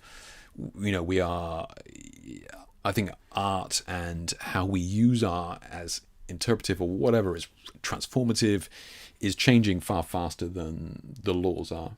That's for sure. So, she won this case, which I'm very pleased that she did. He lost this case, which, in my opinion, looks pretty similar, We've got some comments down here. In this case, I kind of feel forced to start thinking outside the law. Ideological standpoints, copyright, etc. Getting a bit crazy. I'm not a tattoo kind of guy, but I still can't see this as not being transformative, just from the standpoint that tattoo isn't reproduction of recreation. You don't paint or print a tattoo. You use a series of punctures, but eventually, and this is where we struggle with it, right? We all have a different opinion on it, but I'm really hoping that we can kind of see some of these laws change, because the whole AI thing is going to cause a huge mess. That the transformative thing and different mediums is just going to fall flat. It's just going to fall flat. Yeah. Damien, how you doing, mate? Yeah. Oh my god. I think relighting looks like a different person. Sure. Yeah. So we would have got 100% of zero. That's true, Alan. Yeah, true. Yeah, hard to tell who's in fault in cases like that. It is Kat. It is. Yeah, the client or the tattoo artist. Shouldn't the client have asked for authorization from the original artist? Good point. Good point. Yeah. So this is what. So a million years ago, I used to work in a photo lab. Like I left art college and working in a photo lab, and we had like a copy machine there, right? And we could copy photos and whatever, right? You copy whatever, and people would bring stuff in. Now the onus was on us to work out whether the person owned that image or not. So our boss was like, look, if they don't own that image, we can't copy it. So it's, I don't know, I would say it's kind of up to Kat there to say, no, I can't copy that. Now it's kind of mute because he didn't pay, so it's not. So she's doing just doing it for a mate. So like I can personally see how this situation, like Alan said, you made $0 of $0. Yeah. So I would kind of say that it's like the person should the professional should really know better, right? Steph says is kind of similar to Sleep Token using a photographer's work on merch without accreditation competition for a photographer. Yeah, I mean, and that's happened several times over the years, right? Even bigger brands, like I think Next used somebody's photo on one of their T-shirts, and they got obviously called out for it and that sort of stuff. Which is, yeah, again, like they should know better, yeah. But the photo was edited into an illustration, so people are debating it now. Yeah. I know. It's tough. It is tough, and like it is going to be a case by case basis. But I guess my hope was that we would kind of have some update on it rather than the jury just going, yeah, it's different because it's a tattoo, which is a fair argument. It is. So yeah, tricky one indeed. Yeah. Okay. I just want to talk about this real quick. I know you're all probably sick and tired of seeing this, but I am just going to cover it briefly. This happened like a few days after the previous stream, so we didn't talk about it then. But I do want to just quickly go over Christopher Anderson's photojournalist who did the recent Vanity Fair photo shoot for the Trump administration people, right? Now, I want to caveat this by saying, I know some of you are rolling your eyes going, Jesus Christ, yeah, I mean, I get it. If you switch off, it's fine. But I do want to really reiterate here that I don't have a horse in this race. I'm not American. I have so little regard for every politician, regardless of what color they are, that this is not going to be about politics. I want to be looking at this as a purely photographic standpoint, and that is it. I'm not going to be imprinting any ideas on it, but I am going to be covering what I think some of the photographic intent was behind this and how this ended up. So those of you not aware, a few weeks ago, Vanity Fair did a piece on the Trump administration. They sent Christopher Anderson in there, very famous photojournalist. Let's just bring up some of these shots here. Oh, Christ, Vanity Fair posts a lot of shit. Let's have a look. Jesus. Okay, here we go. So, yeah. So here we go. Trump's in a circle, right? And he was... Christopher Anderson was sent in to do it. So, I don't know how long he had in there. Probably a few hours, right? And, you know, these are some of the shots that he captured. And we're going to go over these in a little bit more detail in a second. But just in case some of you somehow managed to avoid this, I'm just going to show you some of the shots that he took. Okay. So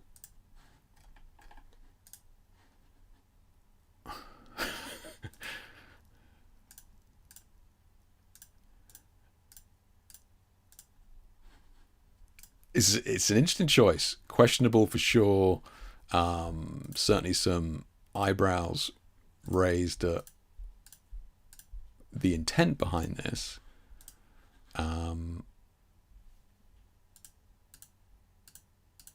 But there we go. It's pretty much the whole thing, and you get the idea. Okay, you get the idea. So, who is this guy who took the shots? And Christopher Anderson is actually a very famous photojournalist, and he was originally part of Magnum Photos, right? Those of you who don't know, I mean, you must know. Magnum Photos is like by far and away the most famous agency that there's ever been, right? And if you don't know, you really need to educate yourself about Magnum Photos. Long and short of it is, anybody in my mind who was working for Magnum Photos is worth at least hearing out, right? Oh, you know, all the greats from a million years ago from Year Dot have been a part of Magnum Photos. And you know, I think Christopher Anderson was, I think, like went in with the 1st Battalion there in the Gulf or whatever, photographing the front lines. He's done a ton of pieces. I think he also did a very poignant piece on immigrants coming over in the boats and that sort of stuff, and he was on the boat that was sinking, and there's some very famous shots of his from back then. He's been doing it a long time, and it's, you know, certainly earned his stripes. This is not just some young kid who was sent into the White House just to record what he saw, right? Now, the argument was at the time, after seeing these, was the fact that, you know, everybody quoted it as a hit piece. He went in there to kind of make the White House administration look bad, and he definitely did, right? I mean, there's no two ways about the fact that these images are not flattering at all, right? They're not. Like, it's you know, it's not this is fucking wild, right? This is absolutely wild, right? This is probably what they're expecting, right? This is probably what they're expecting, and this is fine. This is probably what they're expecting, and then they got these as well. Okay, so some crazy images in here, and a lot of people were, like I said, slagging them off and saying hit piece and that sort of stuff as well.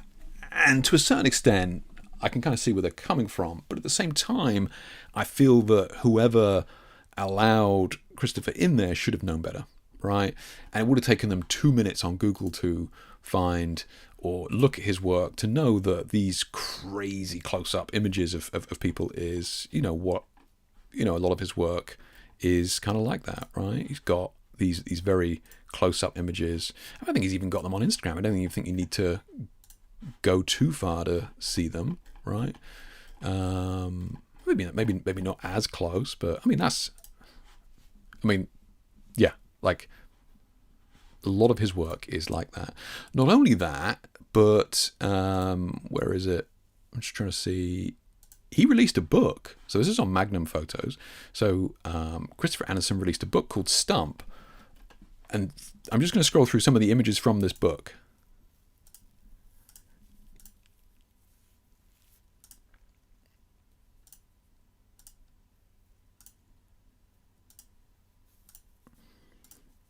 Are you starting to see a similarity, right? So you can go, oh yeah, hit piece or whatever, but this was the work. He literally has a book of this same type of work. You know, am I a huge fan of it? No, it's not for me. But I think anybody who sent him in there or knew that he was going in, like, should have expected this. Like, he didn't just go in there. It's not like me going in there and shooting this and then going, what the hell? We were not expecting that. Like, it's literally got a book on politicians, like, absolutely filling the frame, right? So, absolutely, that's what you're going to expect from him. The other argument was that, you know, we got here, famously, this young lady here is 28. She doesn't look 28 here, sadly, but she's got, you know, lip filler injections and that sort of stuff, and people going, oh my god, so I'm a professional photographer going in and not retouching these images, right? Like, that's not what photojournalism is, you know. So here, right, so this is, what do we got? June 25th, 2025. The ethics of photo manipulation. What is acceptable in modern press photography? So he is a photojournalist. He's going in and he's doing that.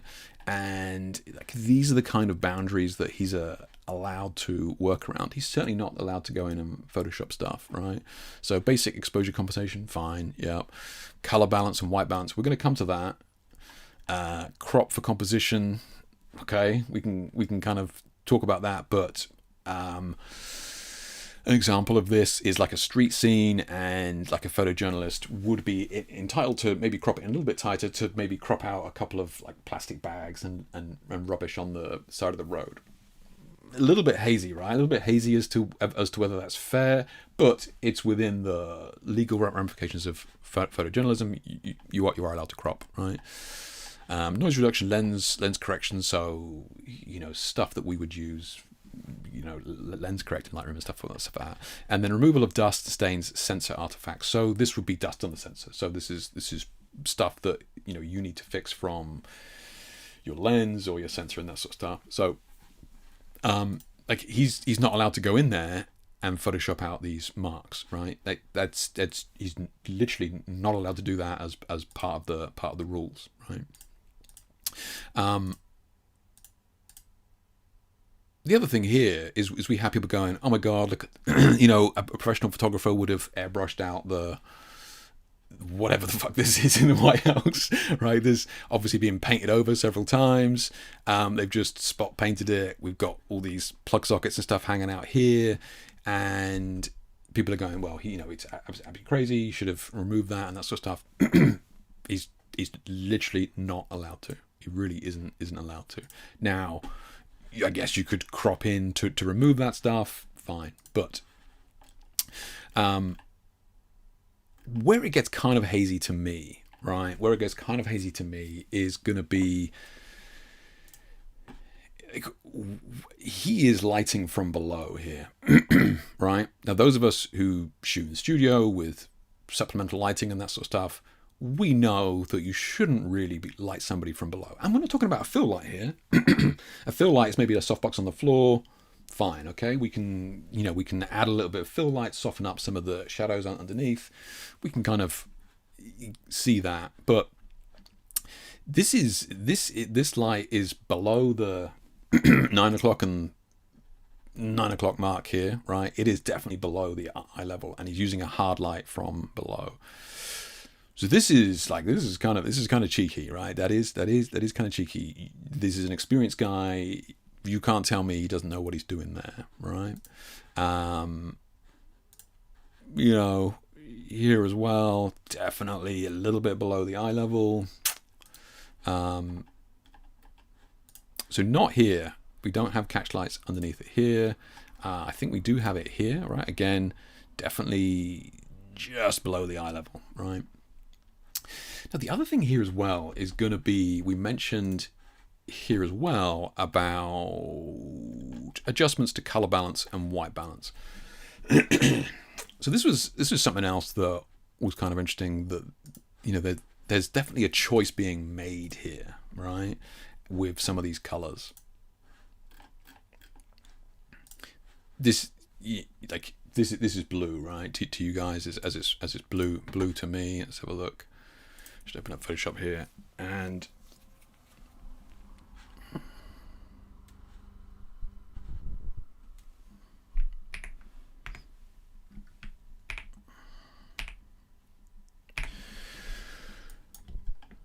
this is probably a good opportunity to mention that they've actually added color and vibrance. So they've actually added white balance into regular Photoshop here. So if you just go into the adjustment panel down here, you can actually add a color and vibrance, but that's not the point here, right? So like here we can see, sure, we probably need to just use basic.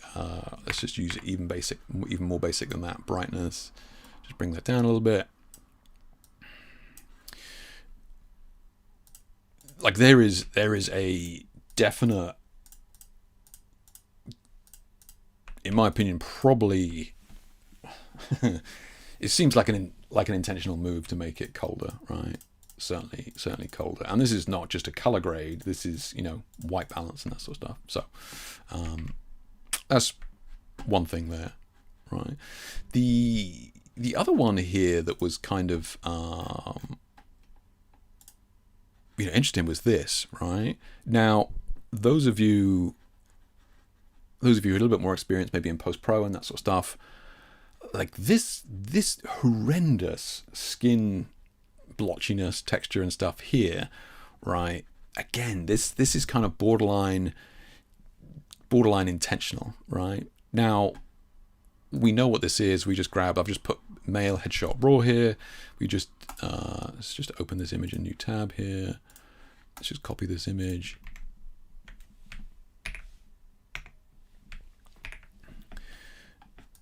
So we can kind of do a similar sort of thing here. We can go, if we want to convert this to black and white, so we just bring in the black and white here, and this is typically found in the red channel, right? This kind of,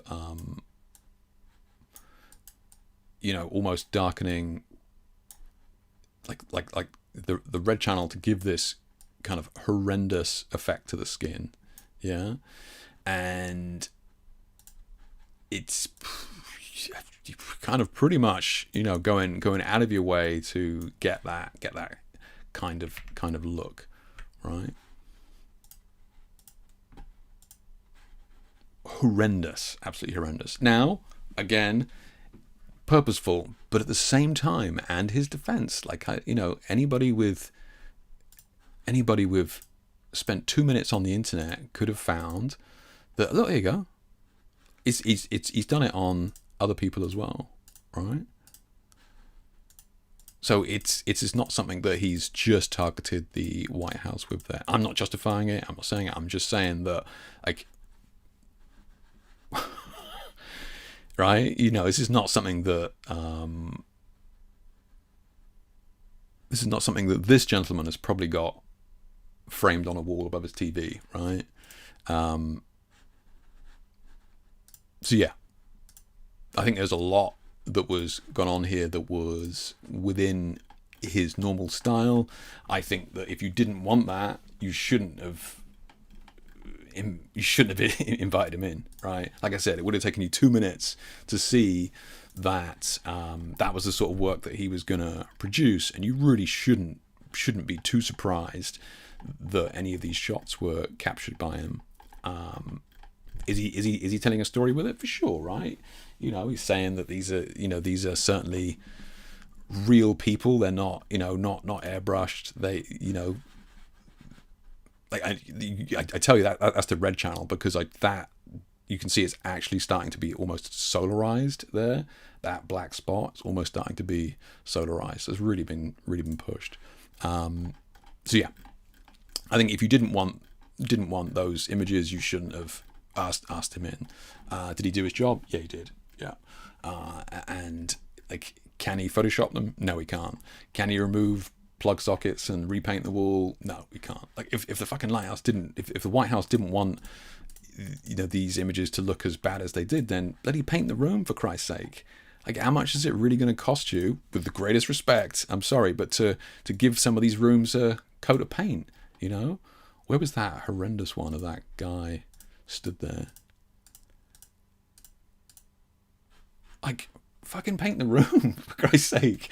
Don't invite a photographer in to do a photo shoot and then just be like, oh my God, yeah, the place looks like a shithole. Like, yeah, like, just paint it. Like, I don't know what you want to, So anyway, like I said, I didn't want to spend too long on that. I just wanted to kind of, a lot of people were kind of going, he should have done this and he should have done that.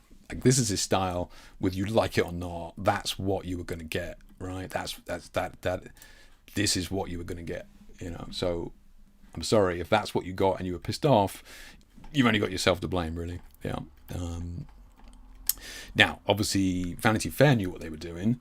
It's how much say the White House had in who they had in there, right? But I would presume that they would have okayed Christopher Anderson to come in. They would have had to have done. Yeah. Anyway, like I said, I know I'm late to that. not going to get political about it. I just wanted to come at it from a purely photographic standpoint and, you know, kind of outline some of the things he's doing within the bounds of photojournalism, like the color balancing, right? You know, questionable. I don't know what it was shot on. So this was an image pulled from Christopher Anderson's assistant, I think. This is a BTS kind of a story at the time. And I think this is like an old Contax 545 and that sort of thing. And it definitely looks like it's got a film back on there, because I think that's the ISO dial. But some of these, a lot of those images look like the quality of digital. So again, I'm not sure what they were shot on. But I don't know, that looks digital to me. It looks very, very sharp for film. But, you know, this was the only evidence I could find of the camera equipment on the day. One tactic that film cameras like this are used for, to the ill-informed person on the day, is that you can say, look, I'm shooting film, you can't see it. Right? So it's kind of a way to get out of the, can I see the shots? No, you can't. You know, because like, shot on film, sorry. But I don't. I could be wrong. I could be wrong. But I just don't feel like this is shot on film. Yeah, I could be wrong. But this is a great way of getting out of the, I want to see the images. Sorry, it's film. You can't. You know. Yeah.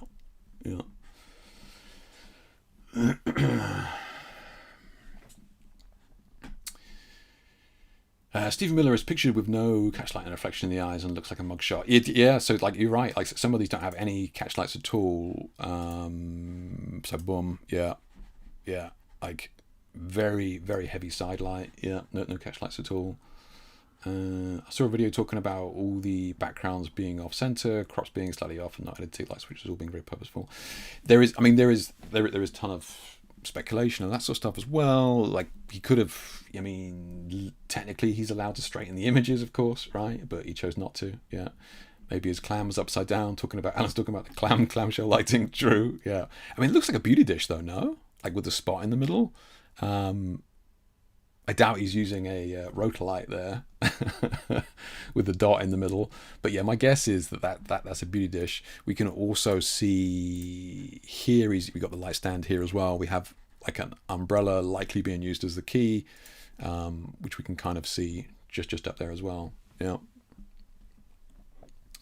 Barely any life at all. Yeah, so the White House hired him without looking at his work and then complained.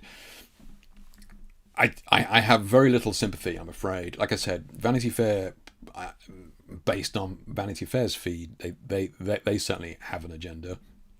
So I would say that Vanity Fair knew what they were doing, but he still would have had to have been vetted and okayed by the White House. So in my opinion, they didn't want that. They shouldn't have let him in. Yeah. I love this, so rebellious in a way. I mean, it is rebellious, but at the same time, that's what he shoots. Like, he's not going in there and like doing anything. You know, like I said, it's not like I went in there and shot this. It would be like, what the fuck? Jake's never shot anything like this before. The guy literally releases books of this stuff. You know, Reflection of the Disheveled Way, subjects operate. They're not bad photos. Photos of bad people. I mean, this is real people, right? This is like, you know, warts and all. This is like they're just normal people, right? People put politicians up on pedestals, but they're not. They're just normal people, you know. Now, did they hire him, or did Vanity Fair, like, they just assume a photographer rocked up, don't know who it was per se? Agree, Trevor. Yeah, I would, but it's the White House. You can't just let anybody in. Like, this guy would have been 100% vetted. There's just no way. They invited CA in the day after the government shutdown ended. They invited CA. Yeah, White House, Yellow House, yeah, right. Not my style, yeah. Well, someone let him in, but who? Agreed, Alan. Yeah, agreed. Yeah, comedy gold, creepy people. I mean, this is great for Vanity Fair. Like, this will sell more magazines. They will sell so many magazines off of this. Like, it's crazy. It's crazy. We mentioned the Vogue front cover from Annie Leibovitz a couple of streams ago of that guy from June on the front, right? They fucking love that shit. They sold more magazines than they have in like a generation, you know. Like it's good. It's good business, right? he's made a career out of that style. If I did it, I'd never get approached again. I agree, Trevor. Yeah, I agree. Yeah. Shows how stupid the regime operates. They had no ideas. I mean, they should have known better. Yeah, they don't really care about art. It's all the same to them, and that's right. Yeah, I mean, was like one of these things was, didn't JD Vance say, "Look, I'll give you $100 if you make the other people look bad"? Like, what the fuck, dude? What? I'm sure in one of these he said, during the Vanity Fair photo session, Vance cracked, "I'll give you $100 for every person you make look really shitty compared to me, and $1,000 if it's Marco." What the fuck? Wild, absolutely wild. Yeah. Just lastly, right? The other day, going back to Christopher Anderson's profile here, the other day he posted a photograph that he took of Jeffrey Epstein, right? And I'll just quickly read this because this is wild, right? This is wild. Yes, that's Jeffrey Epstein. In 2015, I was assigned to make a portrait of Epstein to accompany my article. I didn't know much about him, Epstein, other than the fact that he had heavy connections to a powerful man. He wanted to meet me before the shoot to negotiate buying out the pictures after the publication. So, if you're not aware, this is weird, right? This is weird. So, Christopher is being commissioned and paid by New York Mag to go in and grab a portrait of Jeffrey Epstein, right? It's pretty normal stuff. They're obviously writing an article, whatever. They needed somebody to go in, grab a portrait, right? Now, I don't know how much Christopher would have been paid at the time, but a gig like this it's not much money, right? It really isn't. A young woman with an Eastern European accent answered the door. This is when he got there to Epstein's office. I would later see the same girl setting up a massage table in the room just off and out of the office, followed quickly by his private security, Leslie Groff. When Epstein arrived, his eyes sized me up like someone always looking for the angles. He quizzed me about my pictures and how the shoot would go and how much I thought my pictures were worth, right? Fine. He said he didn't want anyone else to have the pictures after the magazine published them and offered me $20,000 to own them after publication. It was all the money in the world to me at the time. And like, yeah, right. I mean, I don't know how much he would have been paid by New York Mag at the time, but I mean, it could have been $1,000, could have been $600. You know, it wouldn't have been a ton of money, right? Because you're just going to be there for a couple of hours, grab a couple of snaps. That's it, right? I had a young family and lived basically month to month. He wrote a personal check and handed it to me. The magazine had already given me permission to make such an arrangement, and we made it clear that he wouldn't see any of the pictures until after publication. So this is a caveat here, right, where you're photographing the client and that sort of stuff, and it's usually going to be agreed that, look, you don't get to see them until they're published. This typically makes people a little bit uneasy, as the Trump administration will probably attest to, right? Several days later, he decided to pull out the story and started calling me to demand the pictures. I reiterate that the pictures were not his until after publication, which is what we just said. Then the threat started. He sent a bodyguard driver, Merwin, a massive guy in a long black overcoat and black leather gloves, to my studio to intimidate me. It worked. I mean, it would do, right? You got a young family. Fucking, what we doing here? I'm not saving lives. I'm just grabbing a couple of pictures of some rich dudes. Like, fucking take them. The magazine killed the story too. So I cashed the check, and Merwin came by again to collect the hard drive and make sure I didn't have any more copies of the photos. Today I found the copy of a very old hard drive. Smart guy, man, smart guy, covering his bases. There is a portrait of Epstein and pictures of him working in 2 different offices in the house. Yes, that's the stuff, Tiger. I'll look at them in a second.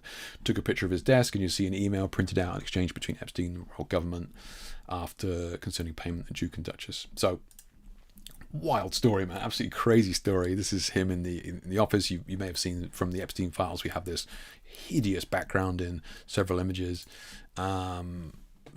Stuffed tiger, real classy guy. Woody Allen, bloody whatever is the Virgin guy, Branson, Bill Clinton, just real nice, you know. This is this picture that he took on his desk. Remember, this is what, 2015 or something. Oh, this is actually 2011. This says, but this is crazy. So, dear Amanda, I've expressed my concern to you that despite all our concerted efforts, I still remain unpaid. The financial arrangements have been agreed directly between the Duke and the Duchess and I for some 2 months. Yet, from what I understand, there is no plan to place to pay me. There's 60 grand.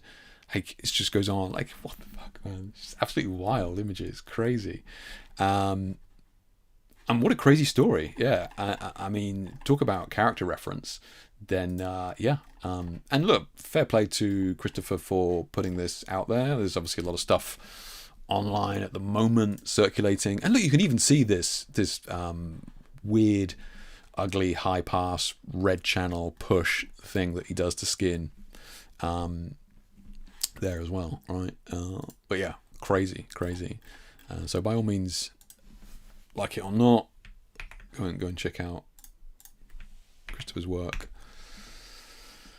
Oh my god, 20k, take my SD card. I don't know, right? Yeah, I don't think many photographers would stand on their moral high ground after 20k. Yeah, it's just like, fucking take it. Yeah, you see people on Reddit going, oh, my negatives are my soul, and like, mate, if you're doing it as a job, you fucking just sell them in a heartbeat. You're just like, yeah, whatever, just take them. I'll take the 20 grand. That's a sign of a real photographer right there, man. You just fucking take it. Yeah. He's one of those guys who lived 1,000 lives in one at this point. Yeah, it's true, Steph. Yeah, it's true. Anyway, that's enough about that. Obviously, you can look at that in your own time. But yeah, crazy times. And this was fascinating to see unfold. 99% of the people looking at these were non-photographers, and speaking and not knowing anything about Christopher Anderson's work or regime or whatever. And it was just a fascinating series of images that I'm sure will go down in history for potentially the wrong reasons, right? Yeah. Of course, you do a copy, but no one needs to know. For sure, Kat, right? I mean, if you're talking about a hard drive, 100%, you're getting a copy of that. Like, is this the only copy? Yeah, for sure, yeah. Yeah, you got to be covering your own ass in that situation. For fair play to him for announcing it, for sure. Yeah. Okay, so just before we jump into community shots, so just a quick chat about 2026, where people are aiming to go, what can we do to be a little bit more targeted with our work, and where we want to take it, right? And this is something that I recommend you do at whatever stage in your career that you're at. So I'm just going to open this up. Some long-term watchers and viewers and that sort of stuff would have seen this before, but I just want to. This is something that I do with a couple of online students of mine, and start of the year is a good time to kind of do it, right? I'm going to do it with one of my students is going to do it with the Japanese guy here on Thursday, I think. I did it over the weekend as well. So this is a useful exercise, and it's something that I kind of want to sit down and do as well, right? So regardless of what level you're at, this is a kind of an exercise to refocus your work, right, where you want to be, rather than just setting up the lights and going through the motions, right? So essentially, this is a PDF that I give out to students. And look, if you're interested in this, you want a copy of this PDF, message me and I'll send it over. It's no worries. Probably message me via my website is going to be the best place, because it'll go straight to my emails. If you message me on Instagram, I promise you it'll get lost. But anyway, so really what this kind of exercise goes over is really going over why it's important to kind of develop this personal eye that is specifically tailored to you, i.e. your photographic style, right? How do you develop this photographic style? And one of the things that us as artists or creatives really need to bear in mind is how important and fundamental that style is. And, one of the things is, to see any sort of success in anything, in my mind, it comes down to like three things, right? You can either be like the best at what you do, which makes sense, right? If you like, if you're a Formula One driver and you can drive around the track faster than anybody else, you're going to make decent money, right? It's like if you're the best and you can kind of prove it, then you're going to make money, right? If you're a footballer and you score more goals than everybody else, like, it's pretty good, right? You're going to be worth a lot. Where it kind of gets hazy for us as photographers is it's very difficult for us to prove that we're great. It's very difficult for us to prove that we're the best, right? We were just looking at what Christopher Anderson's work there. He's obviously very highly regarded and works all over the world. But a lot of people could say his work's fucking terrible, right? So it's very difficult for us to prove that we're the best at what we do, right? And a lot of art falls in this same category, right? This is why musicians, like, it's very difficult to prove that you're the best at making songs. Is why we have so many different bands and musicians and that sort of stuff, and it's why kind of all their albums cost pretty much the same, right? Jeff playing the banjo at the pub is selling his album for the same price as U2, right?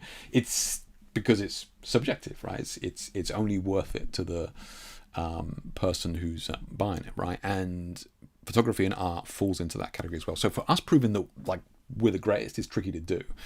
The other thing that you can do to be successful is just to be cheaper, right? If you're going to be selling a dog bowl online, and I can get that same dog bowl cheaper somewhere else, I'm going to buy that one, right? It's the same product, I can get it cheaper somewhere else.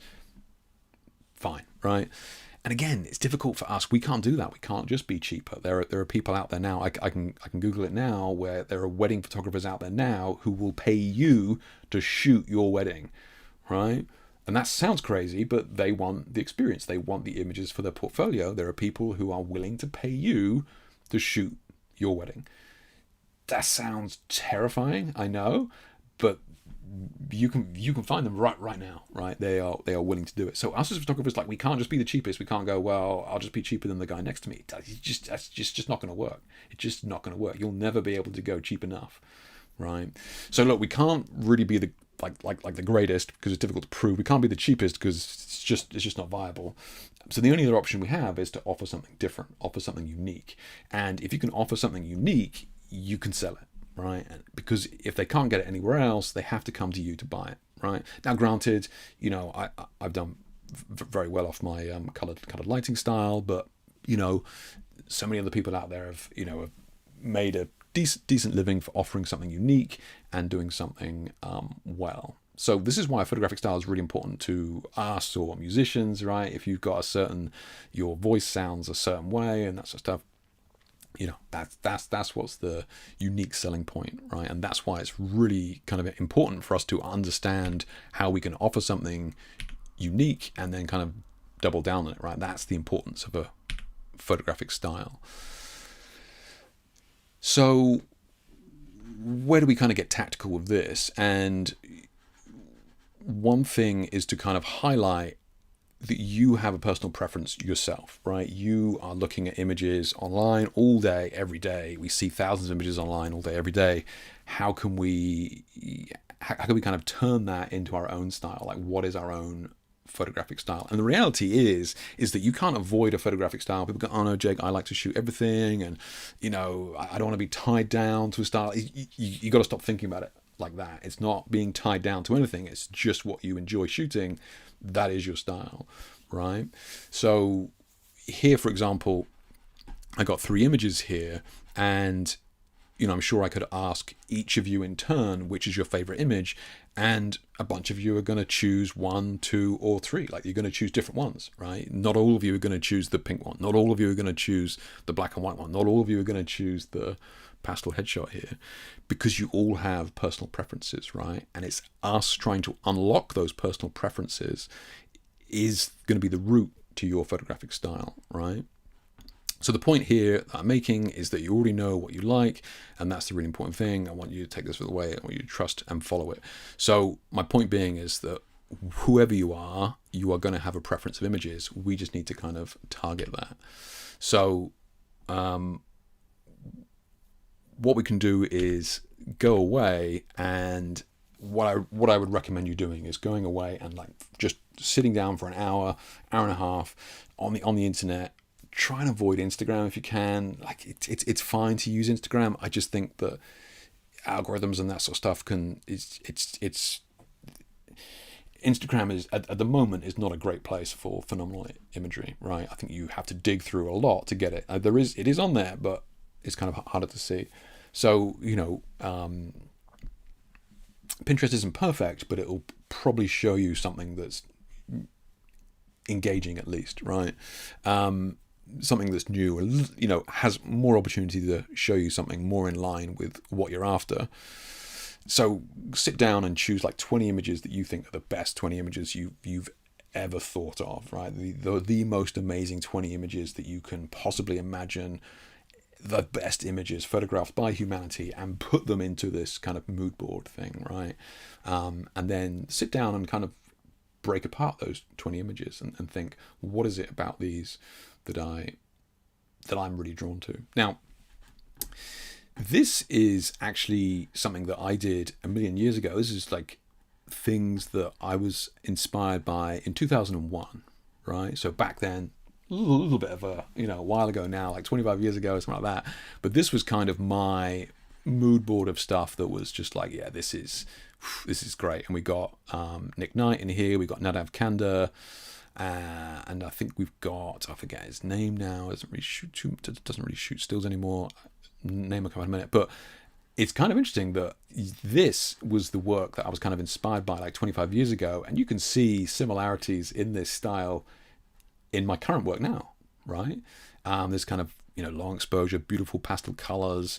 Even like Nick Knight was just leagues ahead of his time. Again, beautiful skin tones. And that was like 25 years ago, right? So sit down, do this, and then I kind of break these images apart and really, look at similarities in the 20 images that you've chosen, right? Is it everything shot at a low angle? Like, are you kind of like, oh, okay, that's interesting. Everything shot with bright, strong primary colors? Is everything shot with dynamic poses? Like, look at the posing. Is everything shot with a slightly wide angle lens? Like, maybe it's shot at 35 mil, or is everything shot like tight close-ups? Everything shot at like 105 mil? How high is the photographer in relation to the to the model? Images where you're like sat on the ground and super dynamic, crazy poses, bold colors. Look at color groups. Try and break down some of the elements within those images that you are really drawn to. And then once you've done that, try and break it out, right? So it's like, and you can be super basic if you want. Color, right? Super, like, it doesn't get any more basic than that. Sense of movement. So a lot of these poses are a bit more dynamic, right? We got sense of movement with a long exposure and stuff here. Wasn't really expressing myself or understanding it fully at the time. Expressive posing. So again, like real strong angular posing, dynamic posing, contrast, sure, with the colors, themed palettes. So that was my phrase for color grading at the time, right? Saturation. So again, pretty vague, but yeah, strong colors as well as pastel colors as well. Now, what you have there then is utterly unique to you, right? If you sit down and you do this properly, and don't be, you don't need to share this with anybody. This is only to be shared with yourself, right? If you're totally honest with yourself, that's where you can find the truth behind what you really love about photography. And then if you can extract elements from that and put that into your own photography, you're going to start loving the images that you take a lot more, right? So if you're drawn to these dynamic poses with bold colors, boom, right? And you go, right, my next shoot, do you know what? I love this. I want to add dynamic posing and these strong colors to my next photo shoot. And you make sure that it's in the next photo shoot. And you just go on doing it like that and growing. And they're not all going to be winners, but if you do this more tactical, targeted approach to developing your look and your style, you're going to get there far faster than just going out and just shooting what you like or copying some YouTube channel. Nothing wrong with that. You can learn by doing that, but this is a far more tactical approach to finding what you love and what really excites you about imagery, and that's what develops your own personal style far quicker. Okay. So in here is kind of me, and again, I wrote this many years ago, but you can see, stuff that I was inspired by, like probably 15, 20 years before I shot these, right, was this actually seeing it re-emerging in my work many years later. I find kind of wild, because it wasn't like, right, I want to take this image and I want to recreate it. These images came out of me being inspired by this work 20 years before, and it kind of being there, with these colors and stuff as well. It's nuts, actually. It's kind of crazy. So look, it is, this was nuts as well. Bruno Diane, that's right. I don't really see, I think he only shoots film now, but as in video. But yeah, stuff that I was inspired by definitely crept out in my work many, many, many years later. So, your personal preferences and style are there. You just kind of have to take a more tactical approach to kind of digging them out. Okay. Like I said here, your photographic style is inevitable, literally. So you may as well embrace it now. Yeah.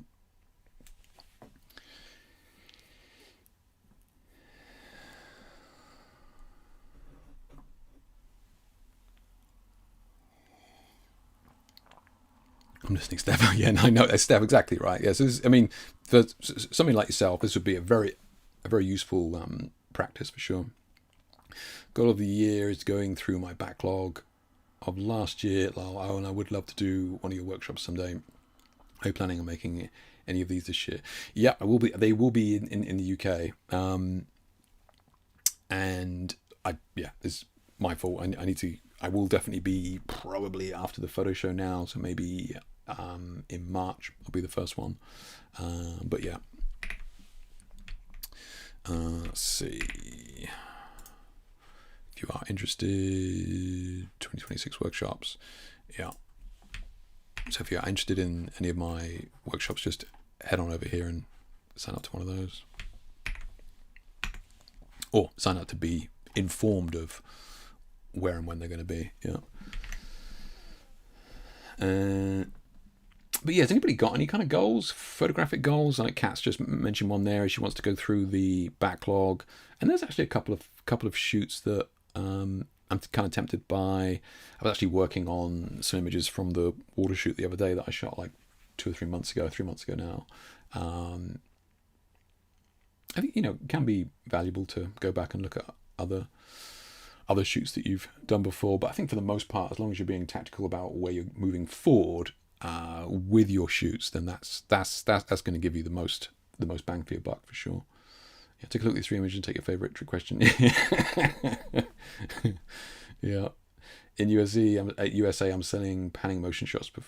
People love them. Oh, okay. So people are moving, and you're kind of getting that. So the moving background, but the subject's kind of still, right? Yeah. Love this topic. Good. The amount of Pinterest boards I have are unholy, but we'll definitely narrow them down to specific ideas I want to follow. Yeah, and look, I'm not shitting on Instagram. Look, I use Instagram like everybody else. I just feel that Instagram is not what it used to be, and I think that Instagram is not really looking to show you something particularly new and outside of the box, right? That's not its business model, is to do that. Its business model is to keep you on the platform with just dross, and you're going to be distracted by crappy videos of dogs or whatever, right? Again, look, there's nothing wrong. You can chill out, have a cup of tea or whatever and watch Instagram, absolutely fine. But I think if you want to be tactical about it and sit down, I don't think you can use Instagram. Yeah. Not anymore, sadly. I don't think that's where it's at anymore. Yeah. Alan says, a fan of photographer on Instagram who looks at photos and recreates them by looking at lighting and shows you how it's achieved. Yeah. That can be. Yeah. I was actually asked many moons ago, Alan, to do that by a video production company, and I kind of turned that down at the time. It just felt a little bit disingenuous to make a living out of copying somebody else's work. Like, I get it, right? It's the internet. Nobody really cares, but yeah. You got to take that with a grain of salt as well. I've seen people break apart the lighting in my images. It's fucking laughable.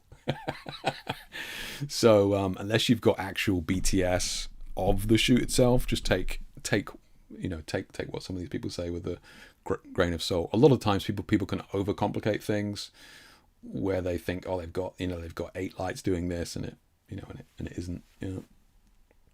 What I'm doing right now is to find stuff that interests me, is buying old photo books and magazines, take a bit deeper in local legend recently. It's fun. Yeah, I actually picked up a very old lighting book. I say very old. It was like film, like late film, so probably 90s, right? And it's got some fascinating lighting setups in there. I'll have to drag it out and we can have a look at it on stream. But yeah, it's a different time back then when they were trying to do lighting on film. Like 5:4 transparencies had like the latitude of half a stop, so you really had to be dialed in with the exposures. You're not fudging anything in post. I cleared off my entire Insta right now and narrowed down to what I want to show, and we're starting again. 6 years work archived. Nothing wrong with that, Steph. Nothing wrong with that. Yeah, it's always time to have a refresh. Yeah. I'd like to do more studio shoots as far as I've mainly done gig photography. Oh, that's right, Kat. Yeah. I think you get a real buzz from studio stuff. For me, I definitely get that buzz from the studio shots, especially when like things are falling into place, right? And the shots that you get in are gold. And I do get that buzz again in post, right? Where you are putting the polish on. Not everybody enjoys the post pro side of things, so if you can get as much done in camera at the time, then that kind of buzz becomes even more apparent in the studio when you're getting it dialed in. My goal as a hobbyist is to learn video and to do more shoots. Yeah, video never grabbed me. Yeah.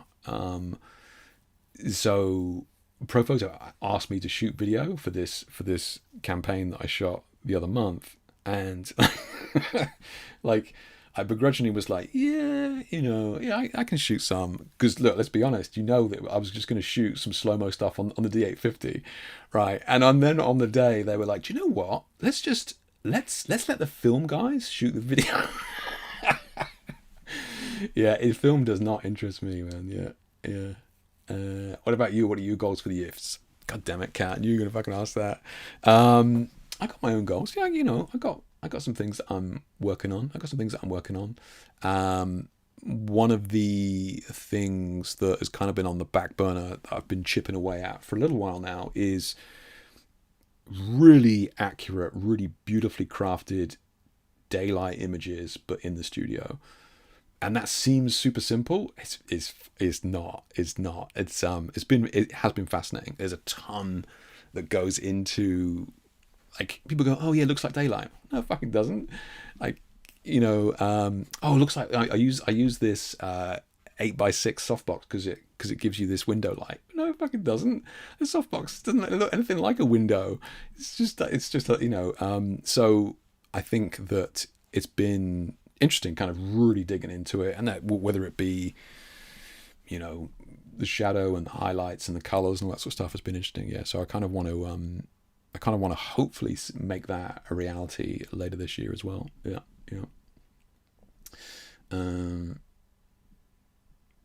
Edgar says, "Hi Jack, happy 26th start." Yeah, happy New Year to you as well. Okay, man. Yeah, good to see you.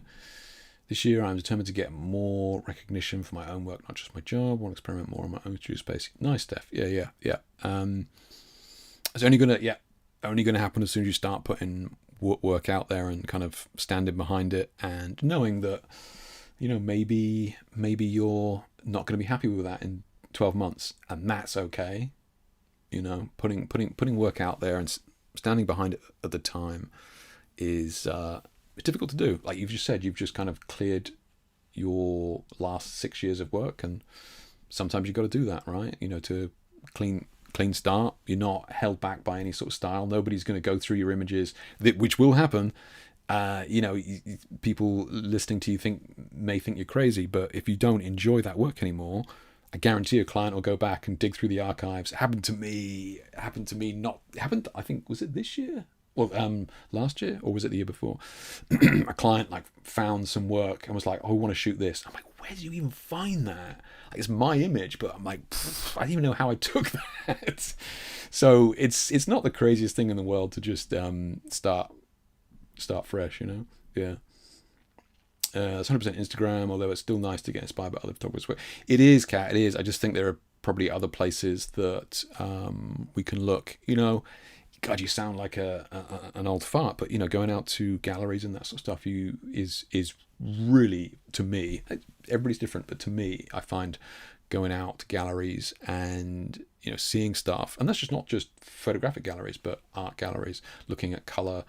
I think looking outside of the photographic world is a huge part of my work, right? Maybe we'll do a stream on it, but like a stream on movie posters, I think is really, really cool, because I think they're kind of like a nice gap between arty-farty, but still have that photographic undertone to it. And a lot of them are heavily influenced by color and that sort of thing as well. So maybe we'll do a stream on looking at movie posters. But yeah, movie posters are a big one. Anime for me with color is huge. Like a lot of the color work that you've seen from me over the last 10 years is pretty much rooted in color from manga and anime. Yeah. Studio is my heart and soul, but location is so much fun and freedom. It is, Steph. Yeah, it is. Yeah. I do love the control that a studio gives for me, but I do love most of the locations that you have to work with. Yeah. For 20 grand, I'll accept a gig to emulate Hicks' style. That's it. Yeah. Right. I want it in tattoo form though. Right, Sam. I want it in tattoo only. Yeah. I used the 20k to book one-on-one training course. Nice, Sam. Yeah, that's true. Look, I'll take half of that. In fact, you could go, Jake, I'll give you 10 grand to shoot this, and then you bum it off. Yeah. Going through I just found some old DVDs of Dean Collins. Okay, watched a bit. Really funny to see how I did things in the old days. Yeah, like old stuff like that. And you can pick up these old lighting books on Amazon for like £6. I grabbed this one on Amazon for like £6 from the 90s. It was shot on film, but they are like there's, you got to understand that when you're looking at those books, there's no smoke and mirrors, there's no YouTube bullshit, and they're fixing shit in post with grading and AI replacing the background and all this shit. Like when you're looking at those lighting books from film photographers, like you're learning the real deal, right? There's no smoke and mirrors with that, because they have to get it dialed in camera. I can't wait to see what you're going to come up with. Yeah, it should be good, Kat. Yeah, taking more of a bit of video format as well, but purely because social media forces you into that box rather than being your own. But I know, Steph. Yeah, the video. Yeah, I think any young photographer coming into the industry today is going to have to shoot video. Yeah, I had a little online chat with a photographer from Ukraine. I wonder what kind of material he uses as a light diffuser to shoot in. It was actually old parachutes. Oh, that'd be awesome. Do you know how hard it is to find old parachutes? That seems a real random question, but old parachutes are really tricky to come by. Because I'm always on the lookout, because it's kind of like a late 90s heroin chic style prop that would be used a ton in the old like ID and face mags. Yeah, very, very cool. Yeah. I was at a studio the other day and they had a bunch. I so wanted to use them, but I just couldn't find an excuse to use these parachutes. Yeah. But like old shower curtains, right? You can pick up a shower curtain on Amazon for like £6, and they're really good at diffusing the light because it's quite heavy. Yeah. Love the stream on movie posters. Yeah, let's make it happen, Kat. Yeah. Have you ever had your work in a gallery? It was experience. I had my work last year displayed on the outside of a building, and it was and it wasn't just like an advert either, because I've had adverts and stuff where you have stuff up on the wall or on bus shelters or billboards or whatever it is, and that's fine, but it's usually been heavily influenced by the designer or the producer of the shoot at the time, right? But last year, having like, I don't know what it was, 10-15 images of mine as an exhibition on the side of that building in Paris was nuts. Was absolutely nuts. Yeah. Because I'd kind of seen my work big before, but this was big, like just fucking colossal. In fact, we were driving to the hotel from the airport, and we was like saw it. I was like, holy shit.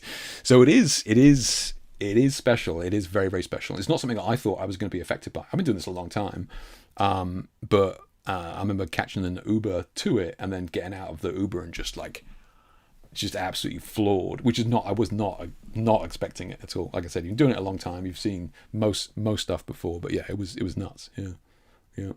I love movie posters and magazine covers. Yeah. Some of the old stuff's really good. Yeah. Jamie says I've been quiet because I've been a little bit lost on where I'm going this shit. It's tough, Jamie. It is tough. You're not alone, my guy. Yeah, I totally hear that. But if you're interested in alternative movie posters, check out the work from Mondo. Okay. Good shout, man. Good shout. I'll try and remember that. Yeah. What did you find helped you with your promotion, socials, word of mouth, pitching yourself to clients? All of the above, I'm afraid, Steph. Yeah, all of the above. I think getting your work out there on as many places as possible is going to help. I was fortunate. I don't know whether you want to call it a break, but I would say that my images being on Pinterest was actually what got me a break at the time. Like, somebody used my work in their mood board to a client. That client saw it, and then it kind of snowballed from there, and it kind of escalated like that. So look, if you don't have a Pinterest account, do it, right? Do it. You can actually set up Pinterest to auto-publish your Instagram posts to Pinterest. It's not ideal, but yeah, believe it or not, I think that there are good people in the industry use Pinterest, right? Whether you think it's kind of cheesy interior design, fluffy bakery posts or whatever, I think you'd be surprised at who is using that. And many people within the industry use it day to day, right? People are on Instagram when they're on the toilet. That's fine, but I think if you're not using Instagram, I think that's a missed opportunity for sure. Yeah. All right, guys. So that is that. If anybody's interested in that, have a look at that PDF. Just email me via the website. It's going to be the easiest, right? You can just however you want to do it on the website. Contact. There you go. Contact. Boom. Just say I want the whatever it was, stream PDF, whatever it's called, unlocking personal style, and I will send it over to you. All good. Okay, so let's get cracking and have a look at some images that you guys have been working on. Getting a little bit long here, but we can start checking out the shots that you guys have posted before we wrap this up. Kat, you must have a Pinterest account. You're kidding me. You do. I know you do. Yeah. Steph says I'm entering Photographer of the Year by LCE this year because even if I don't win anything, I have a bloody good go. But I'm going to try more this year. It's a good point, Steph. Yeah, I think, look, there's tons of photo competitions out there that if they're charging you to enter, I would kind of avoid. But like that Pro Photo one, I think is a good one, right? I think that Pro Photo one that we spoke about earlier on, because that's free. It's of your peers, right? That's what you want. I think that's a good example of a well-run competition. Now, Sin is right in that it seems that there's probably a few hidden caveats there in the like the BTS better include Pro Photo Kit, but point still stands is that I think entering work where you're kind of put side by side with your peers, people in a similar situation, it kind of gives you a good idea of where you sit, right? And look, even just us looking at it here, Steph, have you got any work in here, right? These are people like yourself playing with ideas and that sort of stuff. Get your work out there and see where it sits, right? Hey, no worries, Kat. Yeah. Sent Amazon a link for the Mondo book on Instagram. Worth it. Oh, nice one, Jimmy. Yeah, appreciate that, buddy. Yeah, nice one. Here's a couple of movie poster agencies that are great sources of inspiration because they kind of collate them, right? They have tons of photographers that go out and shoot the movie posters, so it's kind of a good collection. We can definitely do a stream on them in the future. I think that'd be cool. Yeah, I think that'd be cool. Yeah. Didn't have a Pinterest account, but I will from tonight. Do it, Kat. Do it. We should all get together and book Hicks. I'll pay 100. Nice. Yeah, exactly. Yeah. What was Vance talking about? $100? Like, it's just such a like. If somebody said that to me, I'd be like, fucking keep your money, you cheeky fuck. Like, what $100 to? I bet he's only joking. You don't know the context of how it was said and that sort of stuff. But Jesus Christ. Yeah. Okay. So we got one here from Anthony. off the rip, right? This is good as well when you are looking at an image, right? And you may have seen me on stream doing this, but like I'll kind of zoom out and look at an image, and like does it really stand up, right? That was weird. So does it really stand up small as a thumbnail? And this is a really good example when the lighting is strong, clean, bold, right? Strong colors, looks good, small, right? Seems to, like here as well, right? That's tiny. It's a thumbnail, real strong. We're not going to see any bad ones in here because you guys are all amazing. But point being is that you can look at images and it just looks like if it's just a mess small, it's typically a good indication that it could probably do with tightening up, right? And this is great. Real strong lighting, strong colors as well. We've got just this beautiful light on the face, strong separation between the model and background here. Even where there's very deep dark wood, we've still got this nice separation on the blonde hair, a little bit of light here as well, beautifully done. Warm in the gold here as well as the color in the hair. The dress has kind of been pushed into the same color as the sofa, so we have these kind of very simplistic color palette here, like maybe three colors. We got the gold, we got the greens, and we got the darker colors. This is really, really good, Anthony. Yeah, really, really good. Still playing with constant light, color grading, cheap AliExpress 80-watt LED, right? This is, Vlad's always preaching the fact that you can get pretty good stuff from AliExpress and that sort of stuff. And yeah, look, you can shoot stuff like this, boom. You don't need to spend a ton of money, right? That being said, next time you're looking to spend $1,000 on a lens, maybe consider putting that budget towards some lighting, for Christ's sake. But Anthony, this is really good, man. Yeah, really, really good. Nailed, I would say, color grade in this. We've even got hints of green in the white back here, which again plays well into the into the overall grade.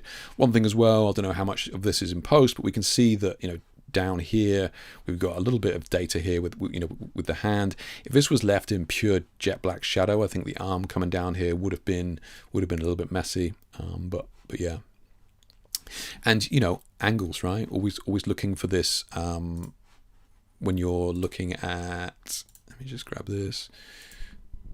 When you're looking at images, you'll want to be looking at this flow through an image, right? Always looking for that flow through an image, which is what we've got here. Like we have this flow through the image. So good stuff, man. Really, really good stuff. Yeah, excellent stuff indeed.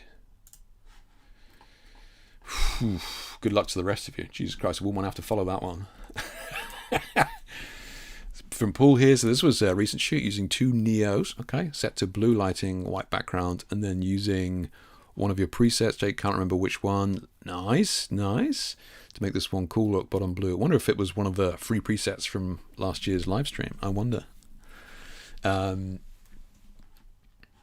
is good stuff though, Paul, right? This is good stuff. Really, really strong graphic image. Again, works small. Real strong separation, even the limbs and stuff. Here we can see that the arms aren't blending into one another. We have this blue highlight down here, so it's not like these two arms are being smushed together. Strong separation, and we have this element down here that I kind of really like. I think it gives you this extra layer of story. Like we don't need to know exactly, we don't need to see the pores on the skin down here. We can have this kind of element of the story where she's coming out of this wave or the smoke or this kind of fabric or whatever it is, right? We have this energy in the shot, and I think that what Paul's done here by breaking this up with the Lens Baby Omni, if you guys aren't aware of what that is, it's like this it's like this thing that you kind of hold in front of the lens and then you shoot through it, and that's what gives us that kind of blurred effect at the bottom there. So you can use an old ashtray if you want, right, to do the same thing, or like a wine glass. I've certainly done a lot of stuff with wine glasses or stuff that I found on the shoot of the day. But yeah, I think this is a great use of it, and kind of this mono style as well. I think, Paul, you've made a interesting choice that I agree with by not bleaching this out to white as well. I think having just a little bit of data back here is nice, right? We don't want it to be pure white. I don't think it adds, for me, I don't know. I think when anything's pure white, it just looks stuck on. We can go very, very pale, and that's fine, but I think this is good. Yeah, I think this is good. Yeah.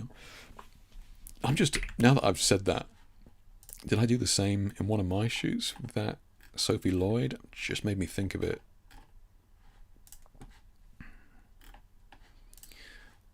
Oh, okay, well, it's white there, so you can see it on a white background, but you can see I've just kept the, I've kept the, like the corners in. I haven't just pushed it to pure white, right? And that's kind of like a conscious decision. Steph, I'm sure you're told all day, every day is to bleach everything to white, but yeah, I think it's, I think it can just keep it a little bit more organic than it being blown out.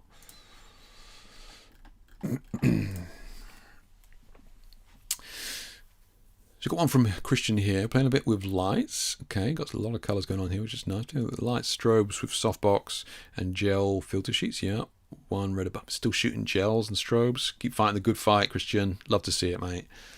One red above and a bit behind, which is this fella here. Green to the side, blue from the other side and behind. White frontal wash up. Okay, nice. This is good stuff, right? This is good stuff.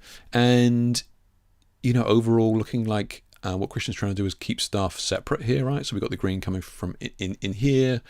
We do have this white one here, which looks like the Kelvin is pretty cold. Not necessarily a bad thing, but yeah. Unless he said something different. Blue. Oh no, he did say blue. Okay, so the blue is very, very kind of subtle. Okay. Makes me think that was a CTB gel, if I'm honest. Makes it feel like this was maybe a color temperature blue gel. On the, is that a softbox with gels? Can I just see that in the reflection of the glasses? Is that gels over the softbox? Could be. Only thing with this, Christian, is just going to be to watch the exposure on these gels. Some of them feel a little bit bright.